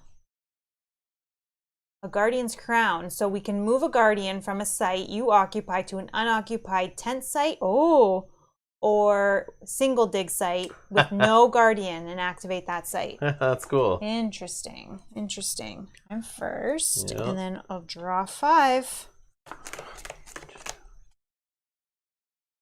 Okay. Give me 1 sec here to look at my hand. Oh, that is helpful. Yes. Yes, it is. Let's spend a trowel to start, where I will exchange a compass for a red gem. Go ahead. I will play a card. It will be a pack donkey who will bring me some cards. Thank you, donkey. Go ahead. I will spend red gem and tablet to move my magnifying glass up to this row. I can then upgrade a tablet to a arrowhead, or an arrowhead to a gem. I'll upgrade a tablet to an arrowhead. And then this gives me 1 compass, please. Go ahead. All right.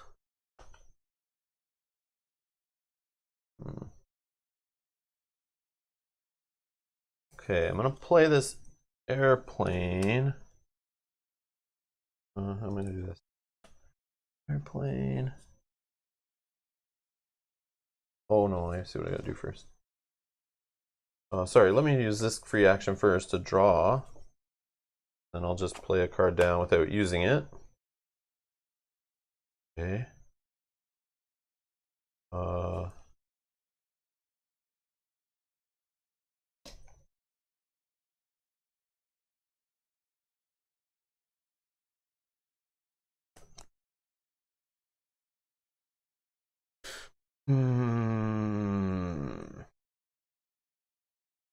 I'll play the hat for a free action. A lightning bolt, compass, and a gold. And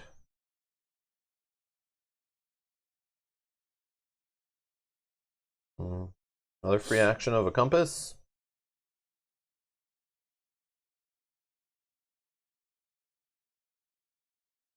And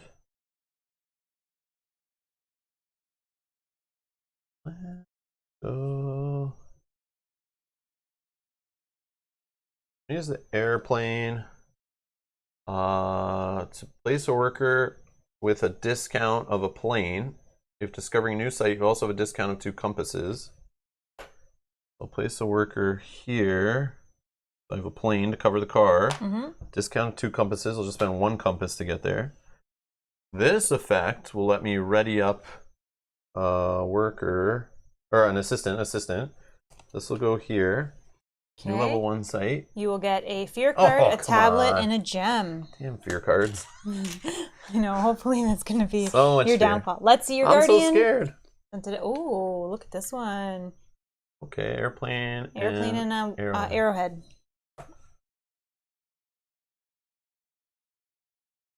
Go ahead. Okay.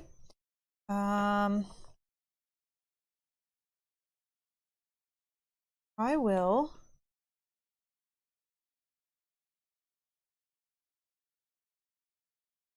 for free.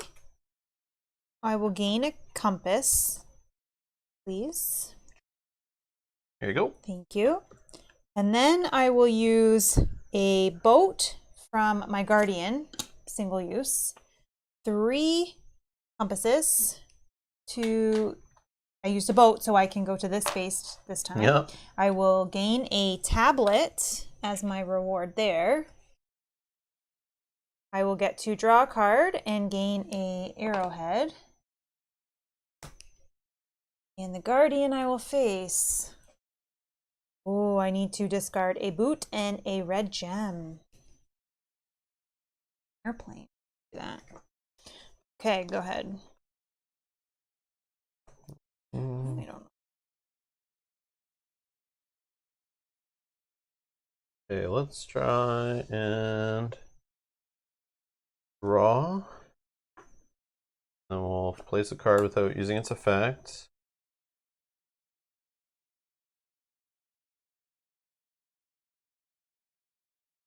Okay.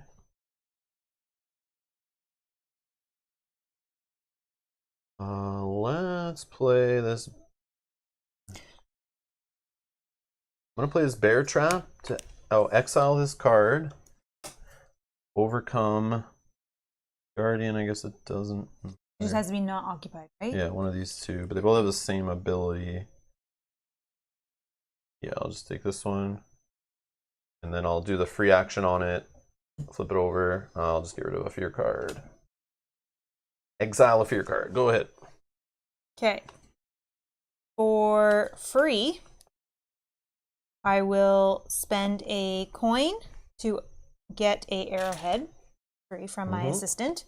And then I will spend 1 arrowhead and 2 tablets to move my notebook to this row. No, and then I'm going to get to upgrade one of my assistants to a gold assistant. I will upgrade this one. When you do that, you also get to refresh it. Very nice. Yes, go ahead. Okay. Like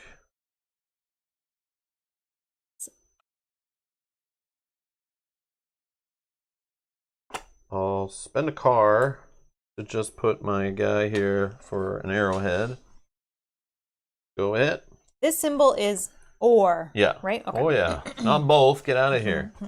Okay. I will for free gain a gold or a coin, which I will then just use right away to get a red gem for free as well. And then I will overcome the guardian in my space. So I will spend a boot symbol and the red gem to overcome this guardian. What's the ability on it? Oh yeah, sorry. The ability is a plane. I have a plane ability at some point. Okay. Oh, sorry. I'm gonna switch this out. As I could have used a plane to pay for a boot, right? Yep. I'm not gonna do that card for its effect. Instead of spinning a car, I could do a plane. Yeah, same thing. All right. Free action. Oh, I can move up this too. Here. Oh no, I see what I did wrong. Yeah, sorry. I need the plane for this guy. Oh. So yeah, I'll spend a plane and then an arrowhead. I didn't know what I was doing, saving that for, but I guess this would make sense. So this guy's gone. I deal with this guardian. I'm at that space. Then I'll just use his ability to exile another fear card out of my deck. Go ahead.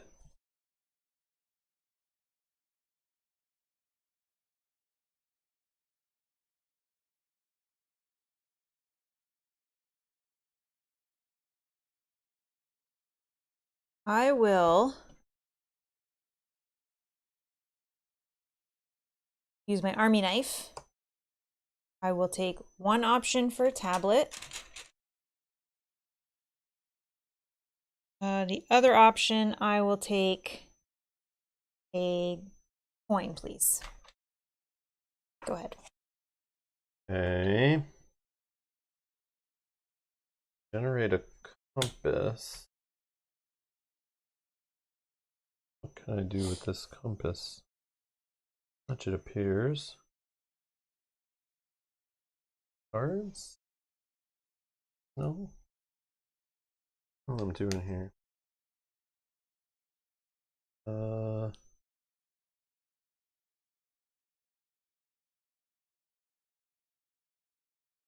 There. Yeah, whatever. Let's do it. I'm gonna cover up my last spot up here. To gain an arrowhead. Okay. That's a free action. And I'll spend an arrowhead and 2 tablets.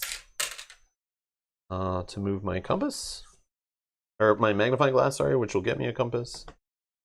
Do a little research. Go ahead. Okay.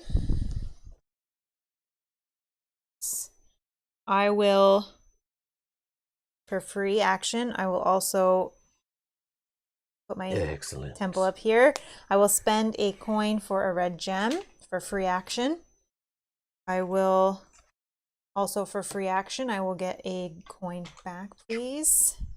I will then spend, for my paid action, I will spend a gem and a coin, sorry, to move my magnifying glass up to this space, gaining a compass. All Link Resorts is just like, I'll pay this to play that, to move this, to pay this, to get this back, to take that, I'll play a card, free action, draw this, do that. It's like, man, it's just such a messy way to just get like a point. I'll spend all this and spend that and use this card and exile this and do that and I get 1 point. All right. Go ahead. All right. I wonder if she wins. I know I'm definitely simplifying, but that's what it feels like. It's like just trying to hide all the steps behind like getting like 2 points. Instead of just like pay a gold to get a point, it's like, no, you got to pay a card to get that gold, but then trade the gold in for a jewel to do this, to move this, to get that back, to then trade that in, and boom, you got an extra point. Woo! And you got a compass. And a compass, all right. Which you can then spend later to trade that in to get this guy, to exhaust this guy to get a point. Matt says, welcome to Euro games, Rob. Yeah, I know. That is true. I do own Euro games. I do play them here and there. I do love them a lot. But, yeah.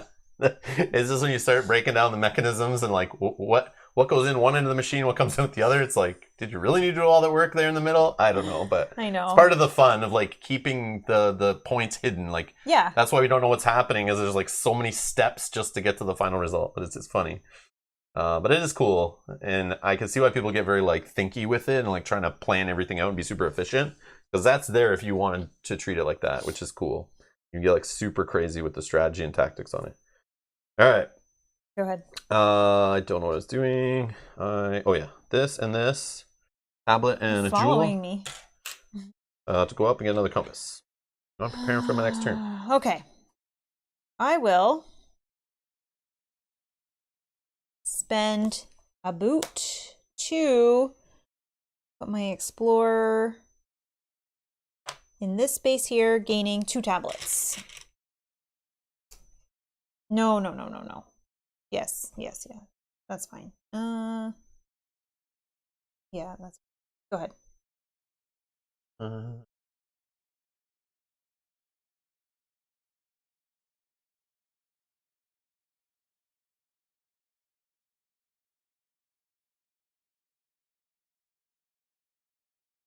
Okay. I pass. Okay, I will spend 2 tablets and an arrowhead. Move my magnifying. To move. Nope. Do it. Nope. We're gonna move the magnifying glass up to this space, gaining me a compass. Yes. Drew says Rob likes Canada trash games. Yeah, not to be confused with the Ameritrash games. Yeah. I do like North Ameritrash games, which are a mix of Canada trash and Ameritrash together. are pretty good. But yeah, I like games that just have like, I know it is Ameritrash, but like the heavy theme. I like the theme to tie in the mechanics. I like some confrontations, whether it's against an AI or another player. I like this, like the challenge of some combat, maybe some area control, that kind of stuff, and a story. I like an adventure kind of thing too. You guys know. But I also like to cleanse my palate with some games like this, the Euro games in between. Yeah. It's nice just to sit down and like just make some not so stressful decisions and race for some points and deck build and worker placement. I love those games. I like Paladins of the West King or Paladins of the North bleh. Paladins of the West Kingdom and Raiders of the North Sea. Freaking love those games. And Scythe. Scythe I love because it's like a mix of that stuff, but also with the combat and the tension and that kind of stuff. Scythe's like one of my, like, I think it's one of the best games ever, just the way it like pulls all those things together. So it's like a little bit of everything, I think. But yeah. But I definitely like playing games like this in between.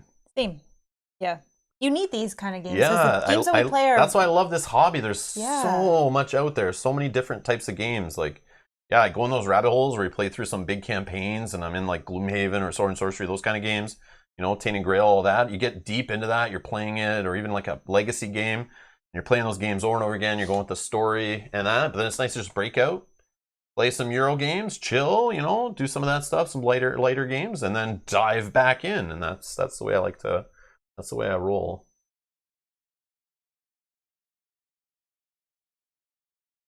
Yeah, that's a good way to think about it. Dale said, Dale says, I don't have the brain capacity after work to play Euro-style games. Just let me roll dice. I do like that too. I have to be in the mood too. Dice chuckers are awesome. Dale, you make a good point. There are some days where I'm like, I just don't want to play a Euro-style game because I'm not in that mood. But we do have other gamers in our groups that do love these kind of games. So I buy some of them too, just to keep them playing board games and show new games to them and stuff. And then they usually end up buying those games also. So yeah, I think they will really like this game. Yeah, I think so too. I think so too. A few people I know will like this game for sure. Dan says I can't even speak. 10-step sequence to get an extra point sounds like my marriage. Oh my gosh. Oh my god.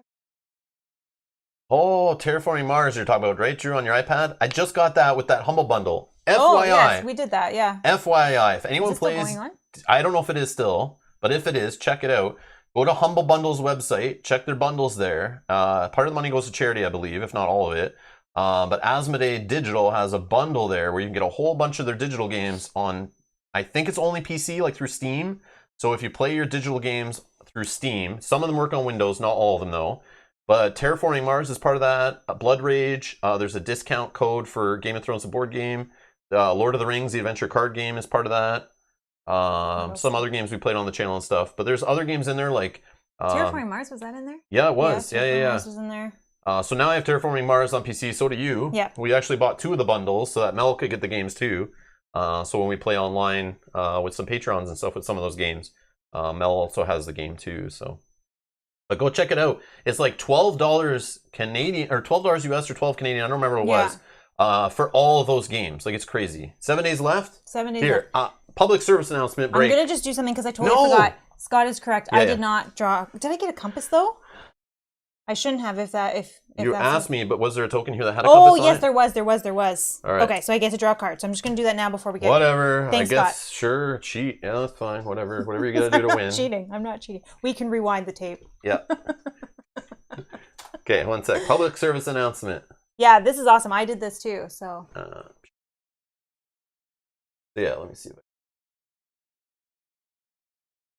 Yeah, just look up Humble Bundle, go to the website. They usually do like lots of PC games and stuff, but publishers will partner with them to raise money for charity. But usually it's like a pay what you want or some kind of bundle. But click on the top left here to bundles. Again. Zoom in everything. So if you go to all bundles here, look for this one, the Tabletop Together bundle. Right here, 7 days left. So how it works, for those that don't know, and again, it's PC and Mac, but not all the games work on Mac. I don't think you can get codes for Switch and stuff. Because I know a lot of these games are on like Switch, iPad, also Android. Or sorry, iOS and Android. But yeah, so They'll tell you if they support controller, I guess, or have DLC or something here. But you can see they show the Windows and Mac symbol. But yeah, for $1.27 Canadian, you can get these games. So Pandemic, Love Letter, Small World, and some expansions. But if you want to pay a little bit more, pay more than the average. Oh, it goes up. So this was lower, I think. But for 12, no, I think that was what we paid. No. Watch. So $12.31. You can add Ticket to Ride, Splendor, some expansions, 30% off coupon for Game of Thrones, and another Pandemic on the Brink expansion. Okay, so all this stuff you add in. Then, if you want to pay $12.71 or more, which is what I recommend, if you don't already have it. But even if if you're just missing Terraforming Mars, that's still just a good price for just Terraforming Mars. Yeah. Or like I don't know Blood Rage if that drops that low, but Blood Rage, Terraforming Mars, and Lord of the Rings, all in there. And then Ticket to Ride Europe and Small World Cursed, whatever that is. And it supports charity, St. Jude's Hospital, and yeah. So you can just pick whatever level you want to pledge. But if you don't have like Terraforming Mars, Blood Rage, or whatever, you want a few of these games for $12, and it goes to charity. Yeah. Add these to your Steam account. You get codes, and then you just got to input them into your Steam account, and boom, you'll have all these games. 7 days left though. Spread the word. Spread the word. If you're missing any of those games, or you're interested in playing games on, I'm pretty sure it might only be PC. I wish. It says redeem on Steam. Oh, does it? Yeah. Where do you see that? Right there, right down where it says right on the. Oh, right here. Line. Redeem on Steam. Okay. Yeah. So yeah, sorry, not for Switch, not for Android, not for iOS. Yeah, because it says right here, Mac and PC, right? Windows. Yeah. Windows and Mac right there. So. Yeah. Oh yeah, it shows a Steam symbol right there. Yeah. So never mind. But if this is how you play games, I mean, it's so I just want to throw that out there. As you guys were talking about Terraforming Mars, that reminded me. I kept meaning to say something. Yeah.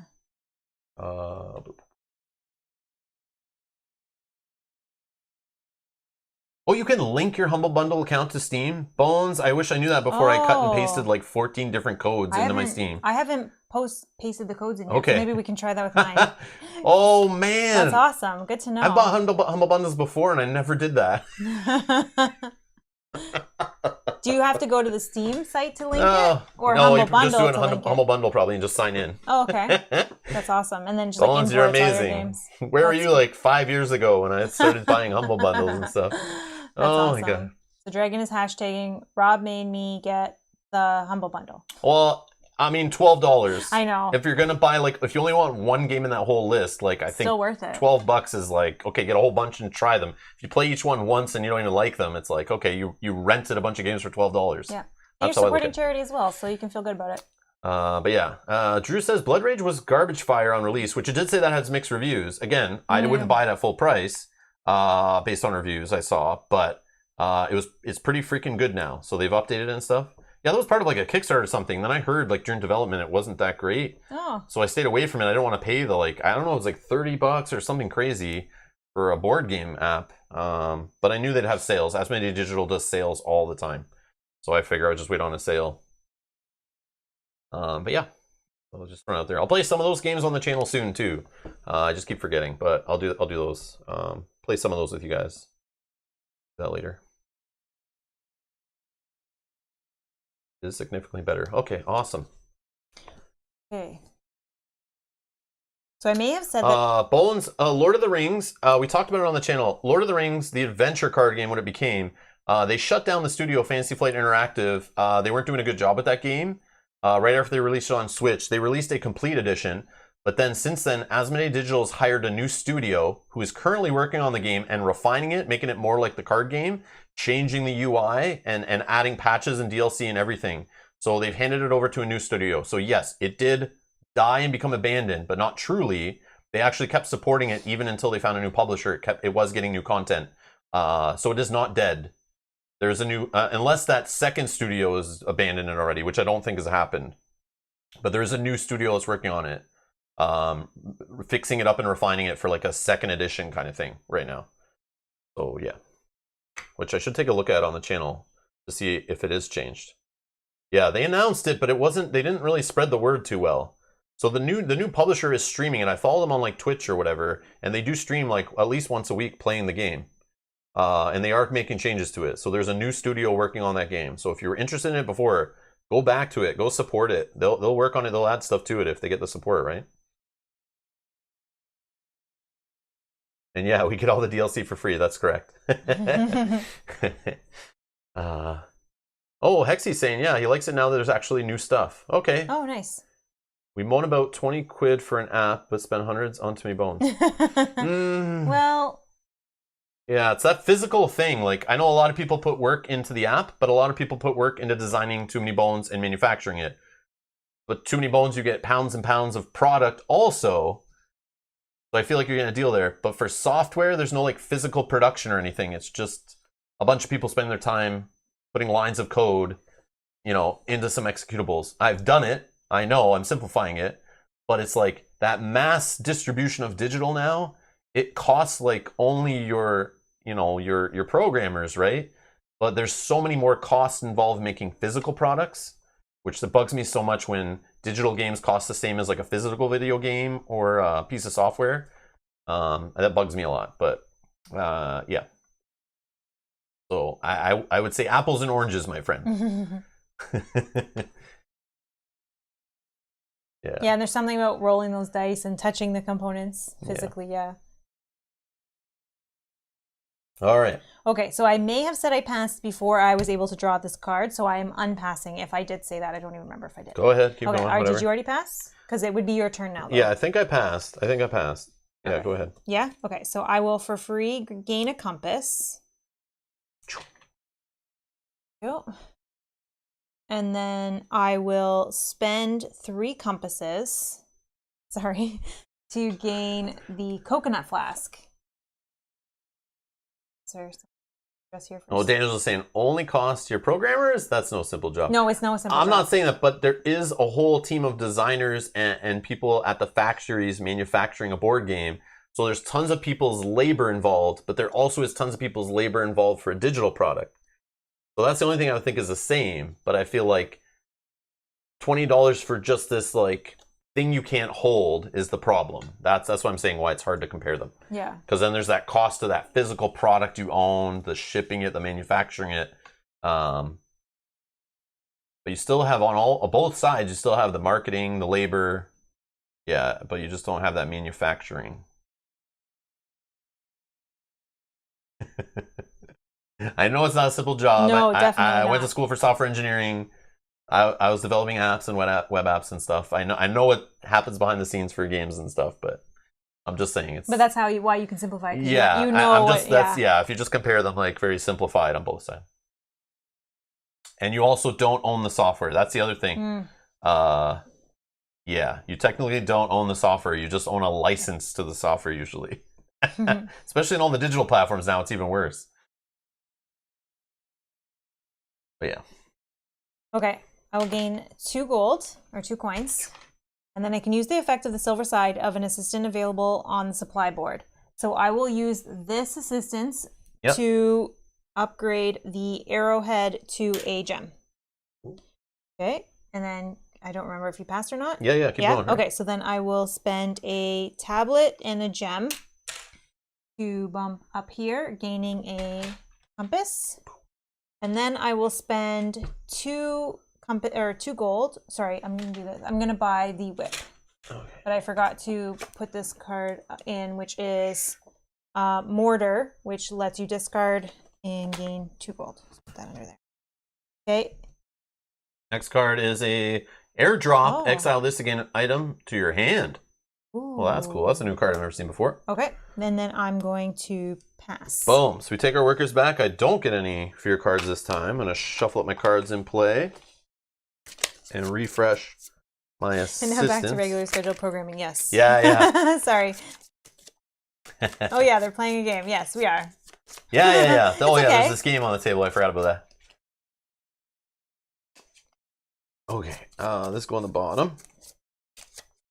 You refresh your assistants. Yep. Exile these 2 cards. Bang, bang. Slide over. We're in the final round. We're going to get Pathfinder staff, where we can relocate a placed worker to a tent site or a single dig site. obsidian earrings. Draw up to 2 cards from the bottom of your deck and that's keep cool. one and discard the Man, I other. didn't even know those cards exist, but that would have gone good with my whole card buying thing I was starting with. That's cool, but you don't Yeah. want to see that stuff. So I'll take the first player token, and then we 5. draw 5 cards, or up to 5 cards, actually. Okay. I'll start free action, draw a card, and put a card in front of me without doing anything with it. We'll then play my horse as my action to draw a card, gain a gold, and a compass. Go ahead. I will, for free, gain a gold, please. I will spend the gold, to gain a red gem for free for my assistant. And then I will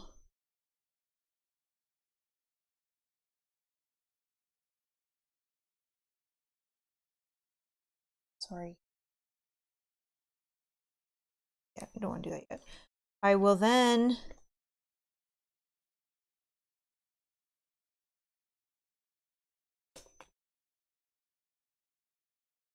spend my dog. I will gain a compass, and I can activate an unoccupied tent site. Compass, please. Compass. I will activate the arrowhead. Go ahead. Good. Yep. I'll play my donkey. Draw 2 cards. Go ahead. I will use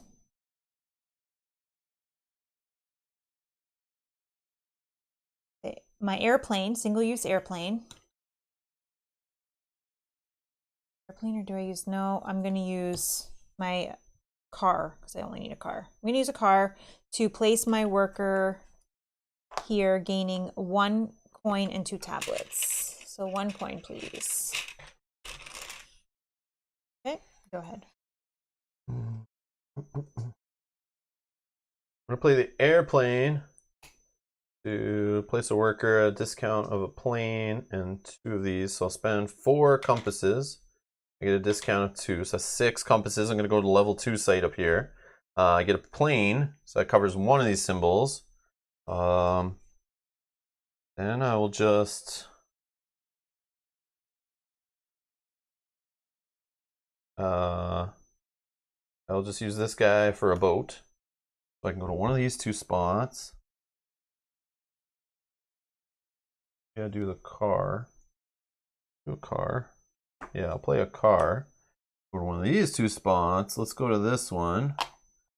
I need to get rid of that fear before the end of the game. Yeah, I don't know. Then I take this one. Whoops. So the face up one. So you get one face down and one face up. The face down one stays face down, so you don't see what it is. So it's random every game. So there's some that aren't in the game. Then the other one I'll pitch a card, and then I'll flip that face down. So I exile this fear. Okay, and then we get a level 2 site, if you could please. Yes. Let's see what these are all about. They're just usually better, basically. You get to draw a card, you get a tablet, and you get a gem. Sweet. Tablet and gem. And then the guardian you will be facing, oh, it's not too bad. He just needs a car and arrowhead. Okay, so I'll draw a card. Boom. All right, your turn. Okay, I will spend a gem, a compass, and a coin. Ooh. Those 2 to you. And I will move my magnifying glass up here. Get to look at these and pick one that I would like. And... You can show them because they'll be... Oh, I guess I shouldn't know what the last one is that I'm racing up for, but whatever. I will take a compass, please. Boom. All right. Okay, go ahead. I am going to spend a tablet and a gold, or a jewel and a gold, sorry. Jewel and a gold. Move my magnifying glass up 1 level, get a compass. Go ahead. It's tough.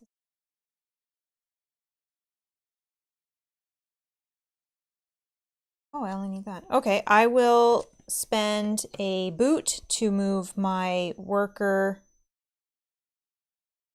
Don't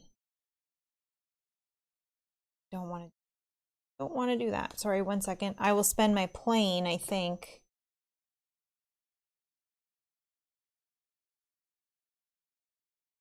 Yeah, it's just not going to get used.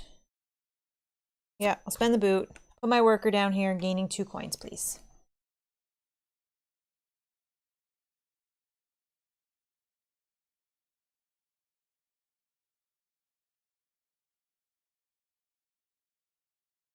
I'll play my worker.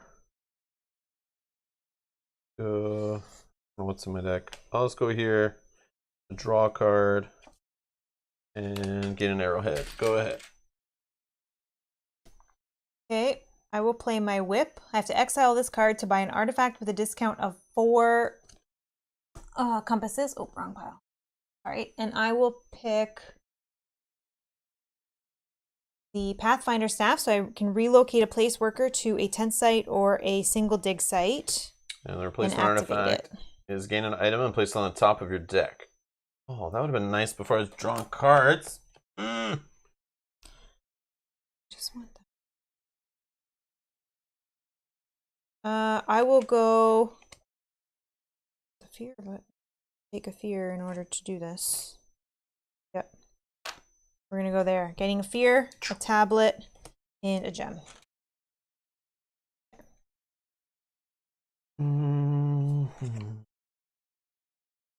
I'll play. No.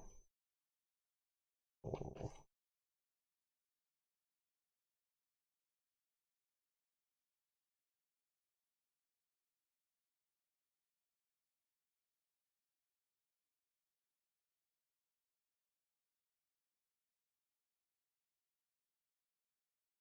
All right, I'll do free action for a compass. I'll do free action for my assistant for another compass. And for 4 compasses, we'll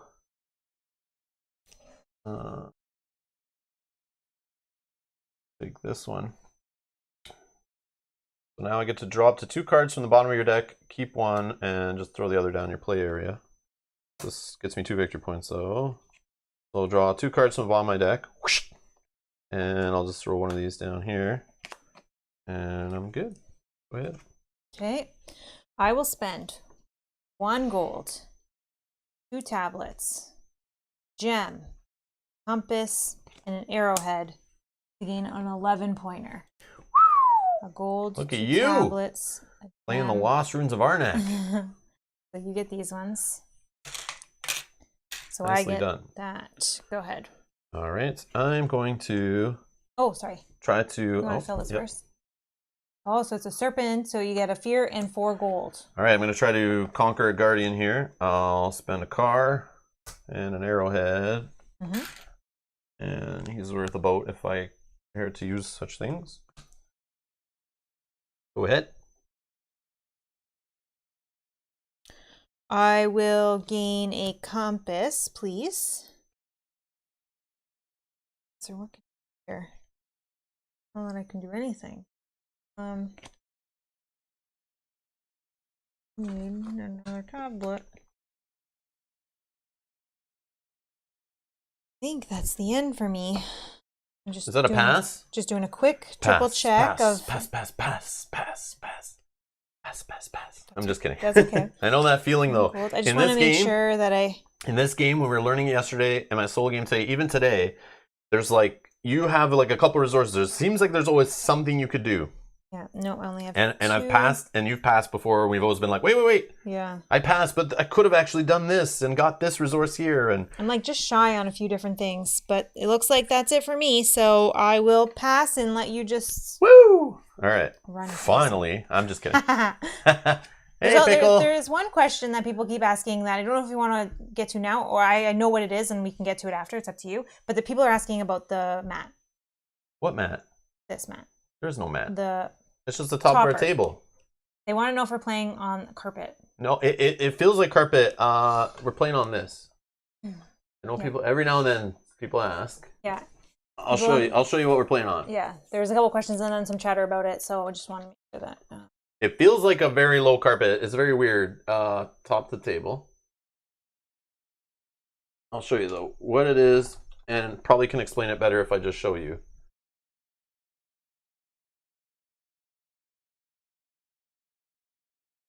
So BoardGameTables.com is who made our board game table. It's not made anymore. It was called the Duchess. It was one that they did through Kickstarter. They do one through Kickstarter every few years. They do one now called the Jasper. I think they even have a newer one. But on this website, the Jasper is similar to what we have. It's the same measurements. So I wanted another topper I could put on the table, like another mat. So I just went here and bought this Jasper Gray extra play surface because I knew it would fit. But I did not know they had forest green and navy blue, though. I don't think they did when we were looking. I think that's new. Yeah, I think that's extra new. brown play surface, that's new. Yeah, those are new. And the ivory. But what are they made out of? No, it says gray is included with the table. I saw the one that was on the table in videos and I just thought, okay, it looks cool. Something different. I want to try it. Yeah. But yeah, so I just went to this website and just bought one of these because it fits on my table. So if you want to learn more about it, go to this website and maybe they explain it better or they don't. Right here. Does it talk about what it is? Oh, the surface here. The Jasper has a one-piece padded polyester felt surface about 6 millimeters thick with a rigid back so that it lays flat without bunching. Play surface is soft and smooth so cards slide across it, and it's heavy enough so it won't slide around. Every table comes with a gray play surface. Oh, this is what I got right here. So that's the top. It's just like this carpety thin felt thing. I don't know. So I like it. I bought that. I don't have this exact table, but it's similar. But it fits, right? So yeah. Yeah, that's all. Yeah. So if you want to know more, go to BoardGameTables.com and read about their play surfaces. Oh, look at those. They did not have these. Yeah, I would have definitely got different colors. Yeah, I would have bought more than one at the same time to save on shipping. Yeah, 100%. Dang it. Okay, maybe we have to... They're not the best. I like them, though. It's just something different. I wanted some options to put behind the games on the table. And I was bored with the blue and burgundy neoprene we have. Yeah. That came with the original tables. So now these, they're different. They're not dual-sided, so you don't get two colors in one. But they're a little more pricey, I think. But yeah, it's just cool to have different colors. So now I want to go get green, blue, and... Ivory. Ivory? I don't think I would do ivory. Oh, brown. Ivory's too close to, like, this gray kind of. I don't brown know. maybe. Anyways, there you go. Now back again to our regularly scheduled programming for the 10th time. I'm just kidding. No, it's okay. Just kidding. But there you go. Hashtag Rob made me buy a Jasper. No. No. Don't do that. Don't do that. Unless you're in the market. At the time, the Duchess was a Kickstarter, one of the first board game tables I saw on Kickstarter. They shipped to Canada. It was a good shipping rate to Canada. And it was like an assemble-it-yourself board game table. And I'm not into woodworking. I'm not good with that stuff.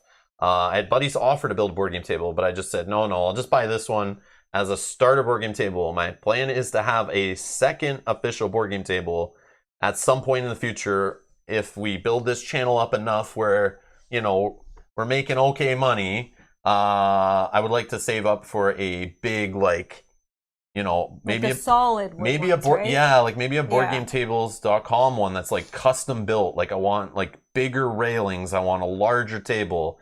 I want a nicer top to it. I want the things that attach on the side to hold laptops and books and yeah, so you don't have to have like little. I want like a modular one with drawers in it and maybe like LED lights on it. Maybe even an LCD screen in the table, as some have talked about recently. So in my dream table is probably like $3,000 to $4,000, if not more, and I would love to save up for that. But this table we're playing on, Canadian, costs us all in with the table toppers and everything like 600, 800 Canadian, somewhere in between there. And no chairs were included in that either. No. But yeah. Yeah, maybe we could sell our northern cabin and our beach house. You're right. You're very true. We could maybe do that. No. I need tables for those places, Dale. I can't sell those places. I need to get board game tables for those places. So, you know, my priorities are maybe not as smart as I preach, but yeah. I just need to buy more places to put more board game tables. That's the end goal. The end goal. So I like to have different backgrounds on my board game table to play board games on. I also like to have different backgrounds out the window while I play board games. Rob logo on the table. That'd be cool. I debated that. That would be cool. But it just gets covered up by games. So then I thought that would be a big waste of money. So that's why I've never done a mat with my logo on it, because very rarely, the only Would it time be you'd actually showing? see it is like an unboxing video when I like move the stuff out of the way while I'm building, Oh, yeah. you know, cracking open a box or building an insert or something like that. Or the ones, or any kind of game where you build the game as you go, so where there's not really much happening on the board at first, and then, you know, like Mage of the Madness, where there's like nothing, and then you cover it as you go. Yeah, where there's no map, like you're building a map. Building the map as you go, yeah. Like Lord of the Rings, Strange Middle Earth. Yeah. Pros and cons to everything. Exactly. Exactly. But I mean, this table, it works. Rob plays Rummy so you can see the logo. Yeah. All of a sudden I stopped playing games with boards in them. That's funny. Like, we're just going to play card games today. Guys are awesome. Drew says the Duchess is pretty good. Imagine that the Jasper is also good from the lessons that they learned from the... Yes. Drew, and that's the way I always look at things. I wish I waited and didn't back the Duchess. But at the time, I really was wanting a board game table for years. So that made me pull the trigger because it was more affordable and I wanted to try it out.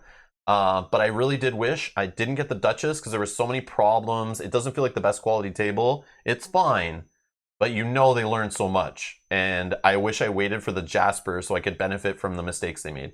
But yeah, so that's all. But it looks similar enough. But yeah, they definitely learned stuff. But I think my next table is going to be something like, you know, a beastly table. I want to go all in. I've seen these awesome tables at conventions, and I'm like, man, I want that. And then it's like $4,000. Yeah, I'll wait on that. Yeah. That's a lot of board games I could buy instead. Yeah, but, exactly. But yeah, that's where I'm going. I want to get a real table. Yeah. Like a really good one. Drew was saying though, I'd buy a Rob's Gaming Table mat to go with my Secret Cabal and Game Boy cool. mats for my Game Topper. And Dragon is saying, need a Rob's Gaming Table dice tower. I know, I gotta do that tray. stuff. I know. I gotta do that merchandising We definitely stuff. talk about that stuff, so yeah. Yeah. No, I appreciate that. I do appreciate that. The Wormwoods tables, yes, Drew, those look awesome. Those are nice. It might be a Wormwood table in the end is what I maybe strive for. Yeah.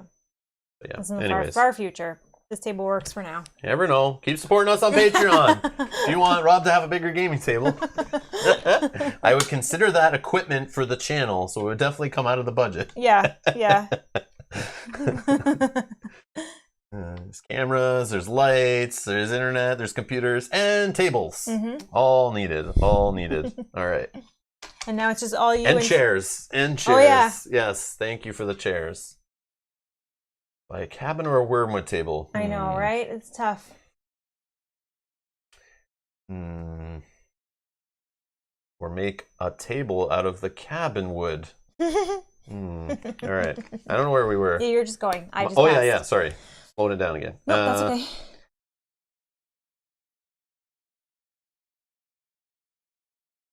Okay, I'm going to play this ornate hammer.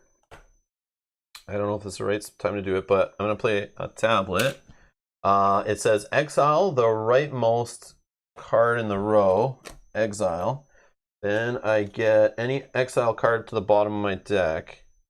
I'm just going to get it for points. I'll just take the 3-point brush. Like, I don't think I'll draw it this turn, but who knows? Those points you're getting on Yeah, cards. that's the idea. Crazy. I know, points. That's what you try to do in this game. I know, I'm hoping my 11 point is... I'm a cowboy that rides an ostrich. All right. Let's see here. And I'm going to exile a card with the axe. And it's going to be a fear card. That would be -1 point later. So that's kind of like gaining a point. And gain a compass. I'm going to buy an item with a discount of 3 gold, including the top card of the deck. Both worth 1 point, so I don't think it matters. Hoping for a higher points.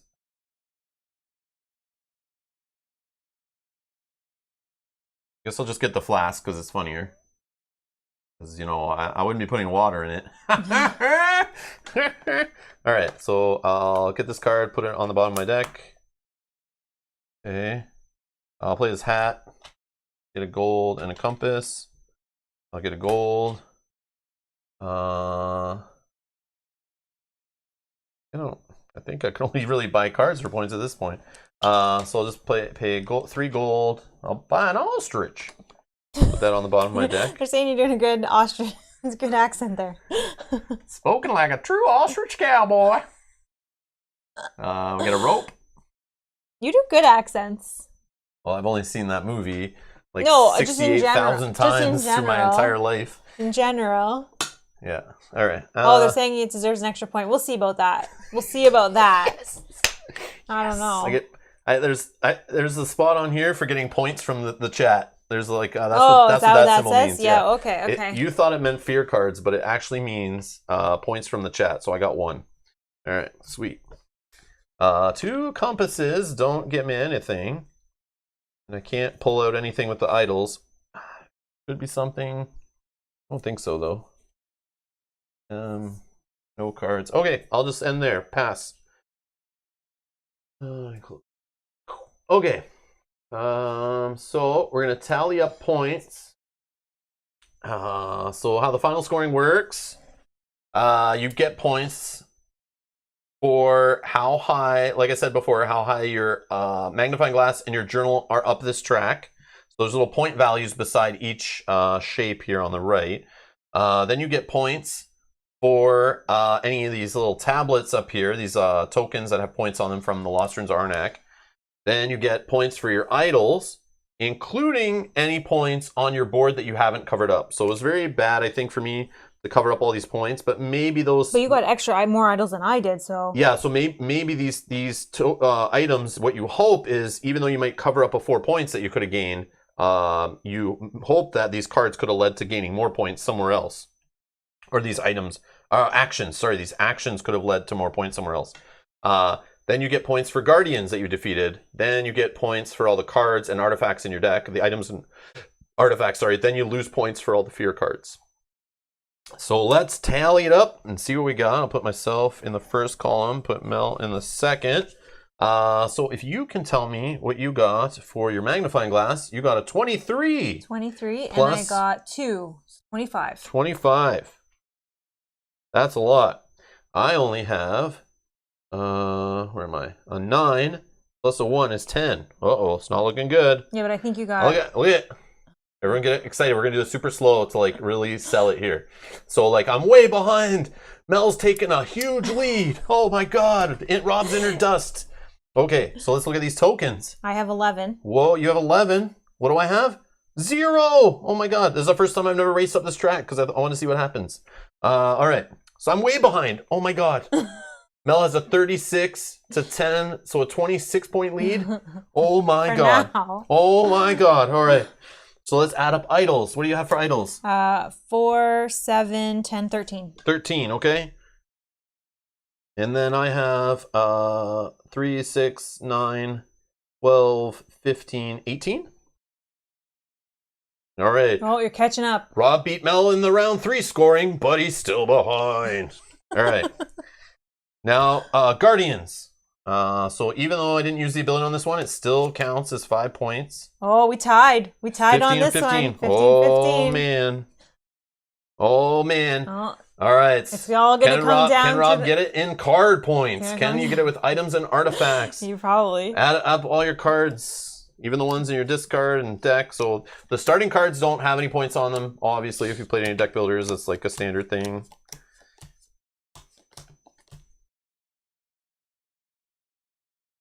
I'll wait. 2, 3, 4, 5, 6. Okay, 6 points for It's Mel like off nothing. cards. And then I have 3 fear cards, so we're going to minus 3 at the end. Minus 3 for fear. Okay. So let me check my deck here. 1. We're at 3, 4, 5, 6, 7, 8, 9, 12, 13, 14, 15, 16, 19. Oh, no. No, I think It's going to be very close, I think. How many fear cards do I have? 0. So no minus points there. Okay, let's total it up. So Mel, because what do we got? 25 plus 11 is 36. Plus 13 is 49. Yeah. Plus 15 is 64. Yeah. Plus another 6 is 70. Minus 3 brings us back to 67. I did better than the last game, so that's a start. All right. I think you got me. 10, 28. So plus 18, so that's 28.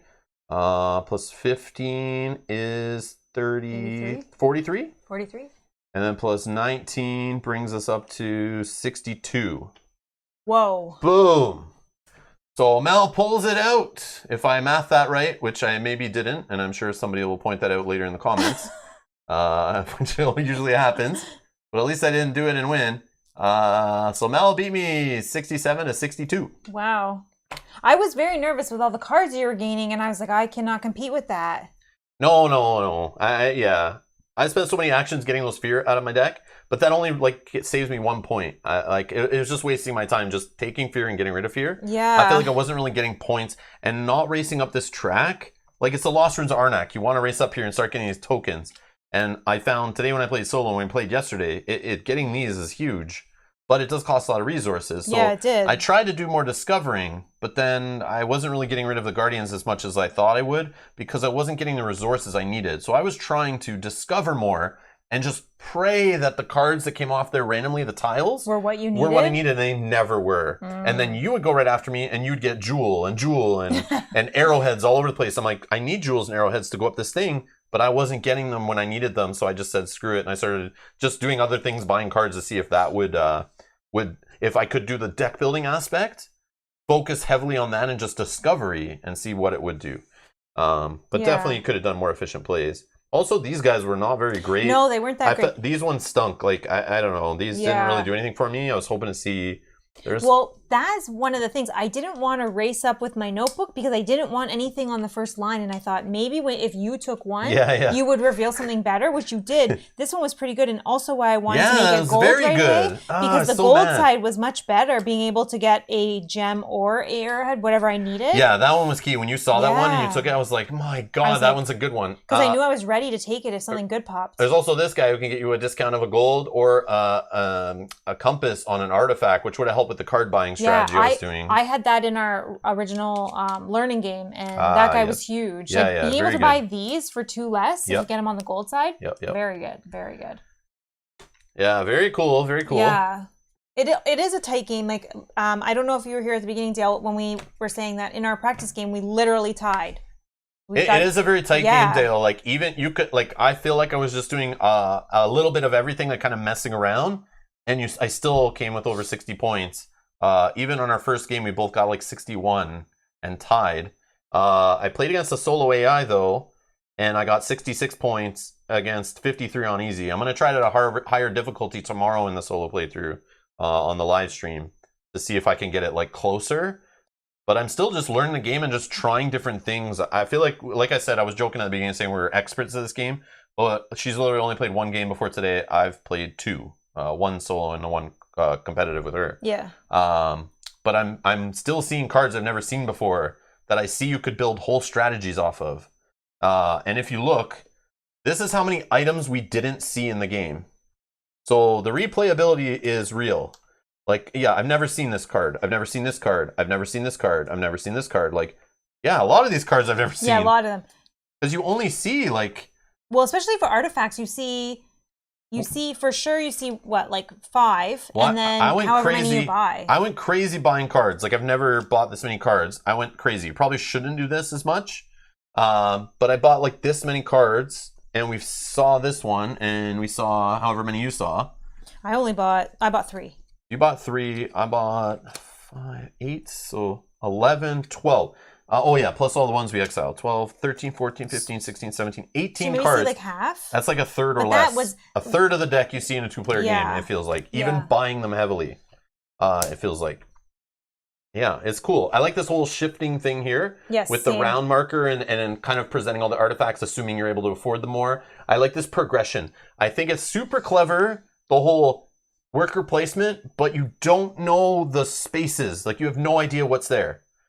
And so you can spend your time discovering and revealing these spots, but it's risky for you to do the discovering because then you have a guardian, which may give you fear. And then the very next round, the next player could just go to that space, get the benefit, and get rid of the guardian. Or even just go to another space. You did all the work discovering it, spending all your resources, because you don't need to spend the compasses to just go to a worker placement space after it's unlocked. Yeah. Which is what I did, is going to your space that you unlocked and fight your guardian. When I was like, I have the resources for this, I'll get the bonus. I was just trying to have fun and revealing things, seeing if I could get the resources randomly, but that wasn't a very good strategy, so don't do that. But I do like the way these worker placement spots are different every game. It's all random. Like, I think it's so cool. Like, I know in some worker placement games, like one of my favorite ones, Champions of Midgard, there's like those little tiles that you put on the board to make new spots. Yeah. And there's like, you pick from a couple different ones and it kind of changes up like a couple spots.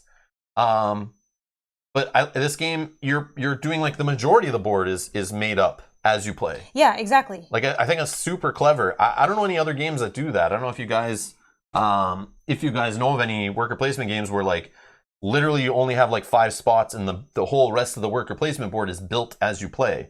I think that's super clever. I like that so much. I like the like surprise element of it. Like you can't plan. You don't know what's going to happen. Like, but like you said, you're hoping you flip over one of these lands, and you're hoping, is this the resources that I need? I want to do this, that, and the next thing.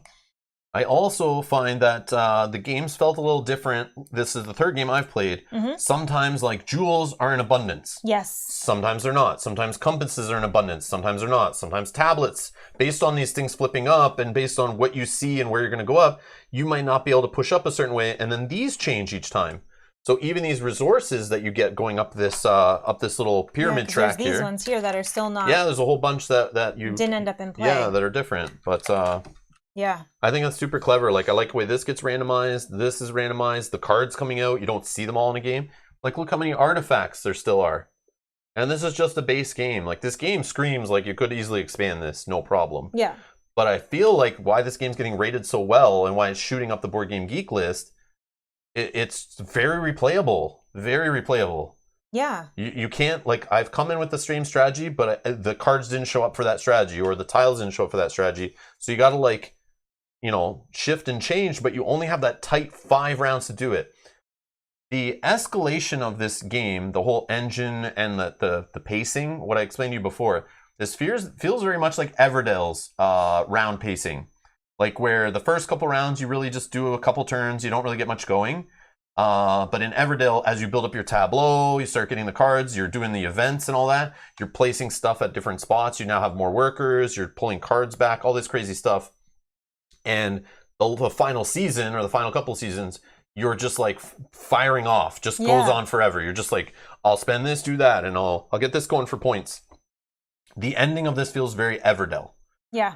Or the progression of it feels like very much like Everdell. I don't know if I'm explaining that properly, but no, I think you are. By the time you build yourself up to have all these combos with all your cards in your deck that you've built and the resources that you have to do different things, all of a sudden you're like, oh, I only have one more turn, so now I really need to think about what I'm going to do with my last turn and how can I min-max my points. Yeah, it's just neat. So after my third playthrough, Mel's second playthrough, like, what are your thoughts? Like, I really like this game. I think one of the things I really like about it is that you can play differently every time. So I can play this with Rob multiple times and I can play differently so he doesn't know what I'm going to do. So it's not like, oh, every time I race up this track, I could try to play something for different points because there's so many points that are out there. I really like that it's replayable for sure. Yeah. I like that, like you said, you can set it up, play it quickly. Yeah, Dale says it good in the chat. It's a good design. The game that can be totally different each game. No one way to victory. That's what it feels like. Exactly, very much so. Exactly. Yeah. Very much so. I think it's fun. Yeah, it's a very well designed game. Very fun. Yeah. And I see some questions in the chat. What are your guys' thoughts on this? Who have played this game? I'm curious. Some of you have probably owned this game for months and have played it tons, or maybe some of you played it once or twice and got rid of it, or maybe you have no interest in it. I'm curious, for those who've actually played it, what are your thoughts? Who have played it more than 3 times or whatever that we have? Yeah. Does it get dry after a while? Have you tried it at the 3 and 4 player count? I think it would be great. It says best at 3 on Board Game Geek. Yeah. It says best at 3. Yeah. The other thing I would be curious to know too is we seem to get around the 60-ish points. Like, is that common for people that have played it? Is that like... I'm sure if you're efficient with it, you probably can get in the 70s, I would assume. You think? Yeah, most of these games are like that. If you like really are good with the min-maxing and can get a little luck on your side with the right cards coming up and the right worker placement spots not being taken and that kind of thing, I can see if you generate the proper engine, you're shooting up the track. Yeah. You know, if I was a little smarter with my resources and worried more about getting up that track on the right, I could have easily, one more space, I would have had 3 more points. Another space, I would have had 6 more points. And then if I got to the final, if I just had like 4 or 5 more resources, I could have got 10 more points. Yep, and then you would have Plus, won. then it would have been the 70s. So I can see that as possible because I still had compasses and stuff at the end. So obviously I wasn't playing efficient because resources are worth nothing at the end.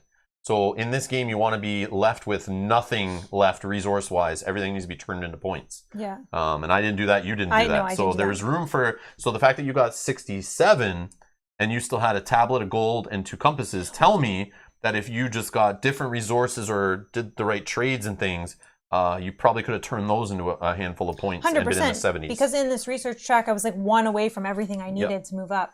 Drew is saying, I want to answer Drew's question. It didn't seem to have a lot of player interaction. It is. We're playing in the 2-player game though. Yeah. That always happens with these worker placement type games. Since there's only 1 other player, like literally 4 workers in the game only, and so many worker placement spots, it's hard to bump heads in this one. Yeah. That's the only thing. At a lower player count, it's harder to grab a card that someone else needs. But I can see in the 4-player game, it does open up some more spots though. But I can see maybe butting heads a little more in a higher player count. But again, I don't know. I could be wrong. But it definitely doesn't have the tighter worker placement, like going at each other. Like it's missing that like Architects of the West Kingdom, like jumping in a spot only one person can go into, or rallying up other people's workers and throwing them in jail and that kind of thing. Yes, it doesn't have any. Yeah, this is more of a friendlier game. But yes, Mel has grabbed cards out of the row I wanted. She has put her worker on spaces that I needed to get like a blue arrowhead from, and then I couldn't get one after that. So it's up to you to open up more worker placement spots. But if people aren't digging up sites and expanding the board and putting those new worker placement spots on the board, it can get tight in the bottom row even, because there's like only certain ways to get certain resources. So, but yeah, Drew's asking, missed it if you mentioned it. Are you going to try Dune Imperium to compare these two? Yes, I do want to try Dune Imperium. And I want to try it more now that I've tried this. Because people compare those two a lot because they're deck building worker placement put together. I didn't really care for the Dune IP. Maybe I will when the new movie hits or anything. But just because it's like a Renegade Game Studios game, I'm definitely interested in it. And now even more after playing this. So yes, I do want to get that one and compare it. I also want to get Endless Winter, which is one I saw on Kickstarter that was touting deck building worker placement. But I didn't want to gamble on that game because it's like twice the price of this one at Kickstarter. But it is coming to retail supposedly, so maybe it's a little cheaper. And I might try to grab that one and play it on the channel too. And just see, because I like deck building. I have so many deck builders in my collection. I also have like quite a few worker placement games. I try to get like I feel are ones that are different and do things different. I don't like buying like a lot of similar ones. Yeah. And this does feel a little different because it's like a little dabble of both. Yeah, I like the the deck building as well. But the only kind of like negatives or critiques I would say, it doesn't, like I said at the start, the game doesn't feel long enough for me. Yeah. I'm missing. Let me finish. Oh, yeah, I'm missing with the deck building. All the deck building games, the reason why I love deck building games, I like the longer play of like building up your deck, where your deck at the start is like 5 cards. When you're all said and done, it's like 30 plus cards, and you've gotten rid of a bunch of the crappy cards, and you got a beautiful little engine going, because deck building games are basically an engine builder with cards. And I love that. In this, I feel like I try to build the deck, but it's like you only have 5 rounds to build it and use it, so you're not really seeing those cards like fire off that much. Yeah. So this makes me want to pull out other deck builders right now instead of maybe going back to play this, because I now miss, like, this makes me want to go back and play like a real deck building game and get the deck building going. And the worker placement, as much as I love it in this game, the 2 workers, it's very frustrating to me. I feel like I've been spoiled.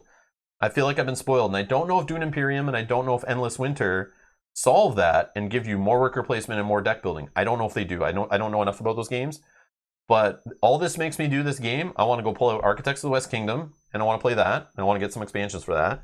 Or play Paladins, or play Champions of Midgard with the expansions. And then deck building, I don't know. There's a whole bunch of deck building games I have. But like I just want to play any of them, like Hero Realms or something, and go and crazy. Build like a real deck. Yeah, I just want to be buying cards every turn, multiple cards every turn. And just Aeon's End. I want to play Aeon's End now. Yeah. This makes me want to play like a real deck builder. The only thing I was going to say to you is something that was brought up in the chat when we were first talking about this earlier is that people are mentioning that they use a house rule where they add a sixth round to the game. So, I mean, I was just going to buy a second board. I was just going to buy a second board and put it beside it to just like extend the round row and just so you can keep the moon thing going across. Yeah. I feel like I agree with you 100%. I feel like 5 is too short. I feel like 7 or 8 would have been like a sweet spot. But that's one of the reasons why I say this game is built for an expansion. I feel like they did this on purpose, and the expansion is going to be literally the expansion is going to be this. They're going to give you some more cards and some cardboard, and you're literally going to like attach a sideboard on. Isn't that what? And it's just going to add another row, like a moon row, kind of like Game of Thrones, the board game did. Like just add another board on the side. Like that's what I feel this game has coming for it.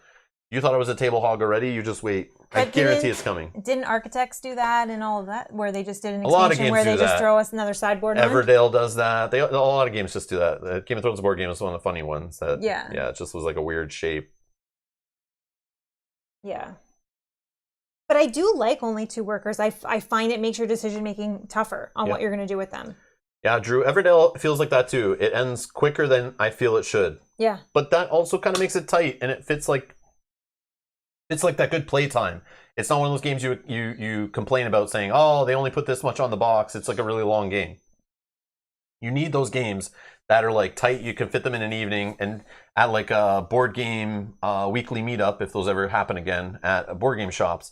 You need those games that you can play like a couple games in an evening. Mm-hmm. So this is that kind of game where you could pull this out, play it as you're waiting for people to show up for the next game kind of thing.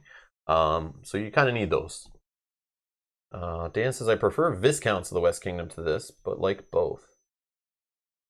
Yeah, no, that's one we didn't I think I'm going to stop buying those. I talked about this before.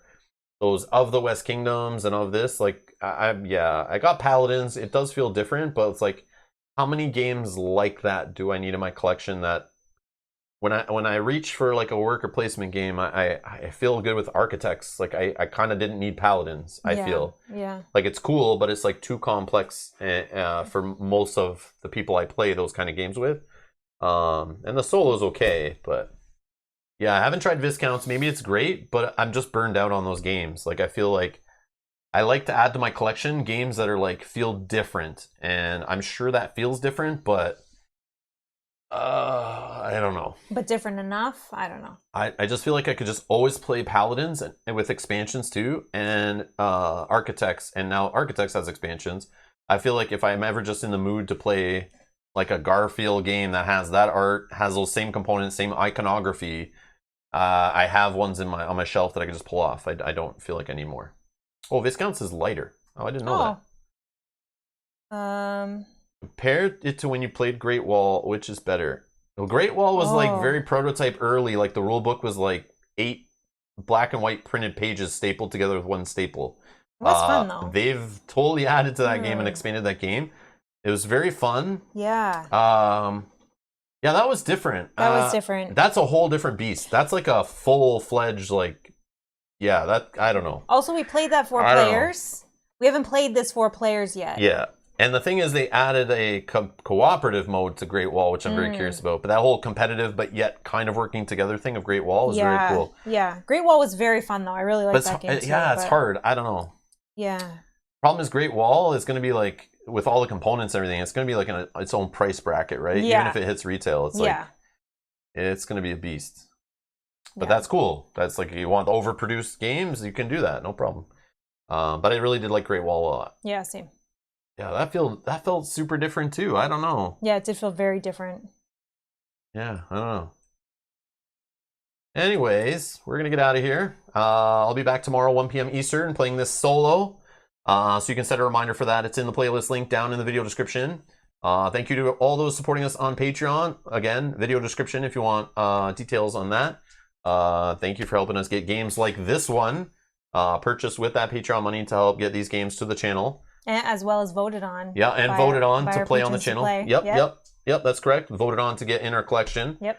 I do appreciate it. What else? Coming up on the weekend, Arkham Horror LCG, Dunwich Legacy playthrough begins. Also, Cthulhu Death May Die, Sword and Sorcery coming to the channel again. Yeah, so go hit reminders on that, and you'll see more Lost Ruins of Arnak tomorrow. Thank you everyone for watching. enjoy the rest of your day or evening or morning or whatever it is. But thanks a lot for hanging out with us. It's been fun as always, and I'll see you tomorrow. Bye. Bye-bye.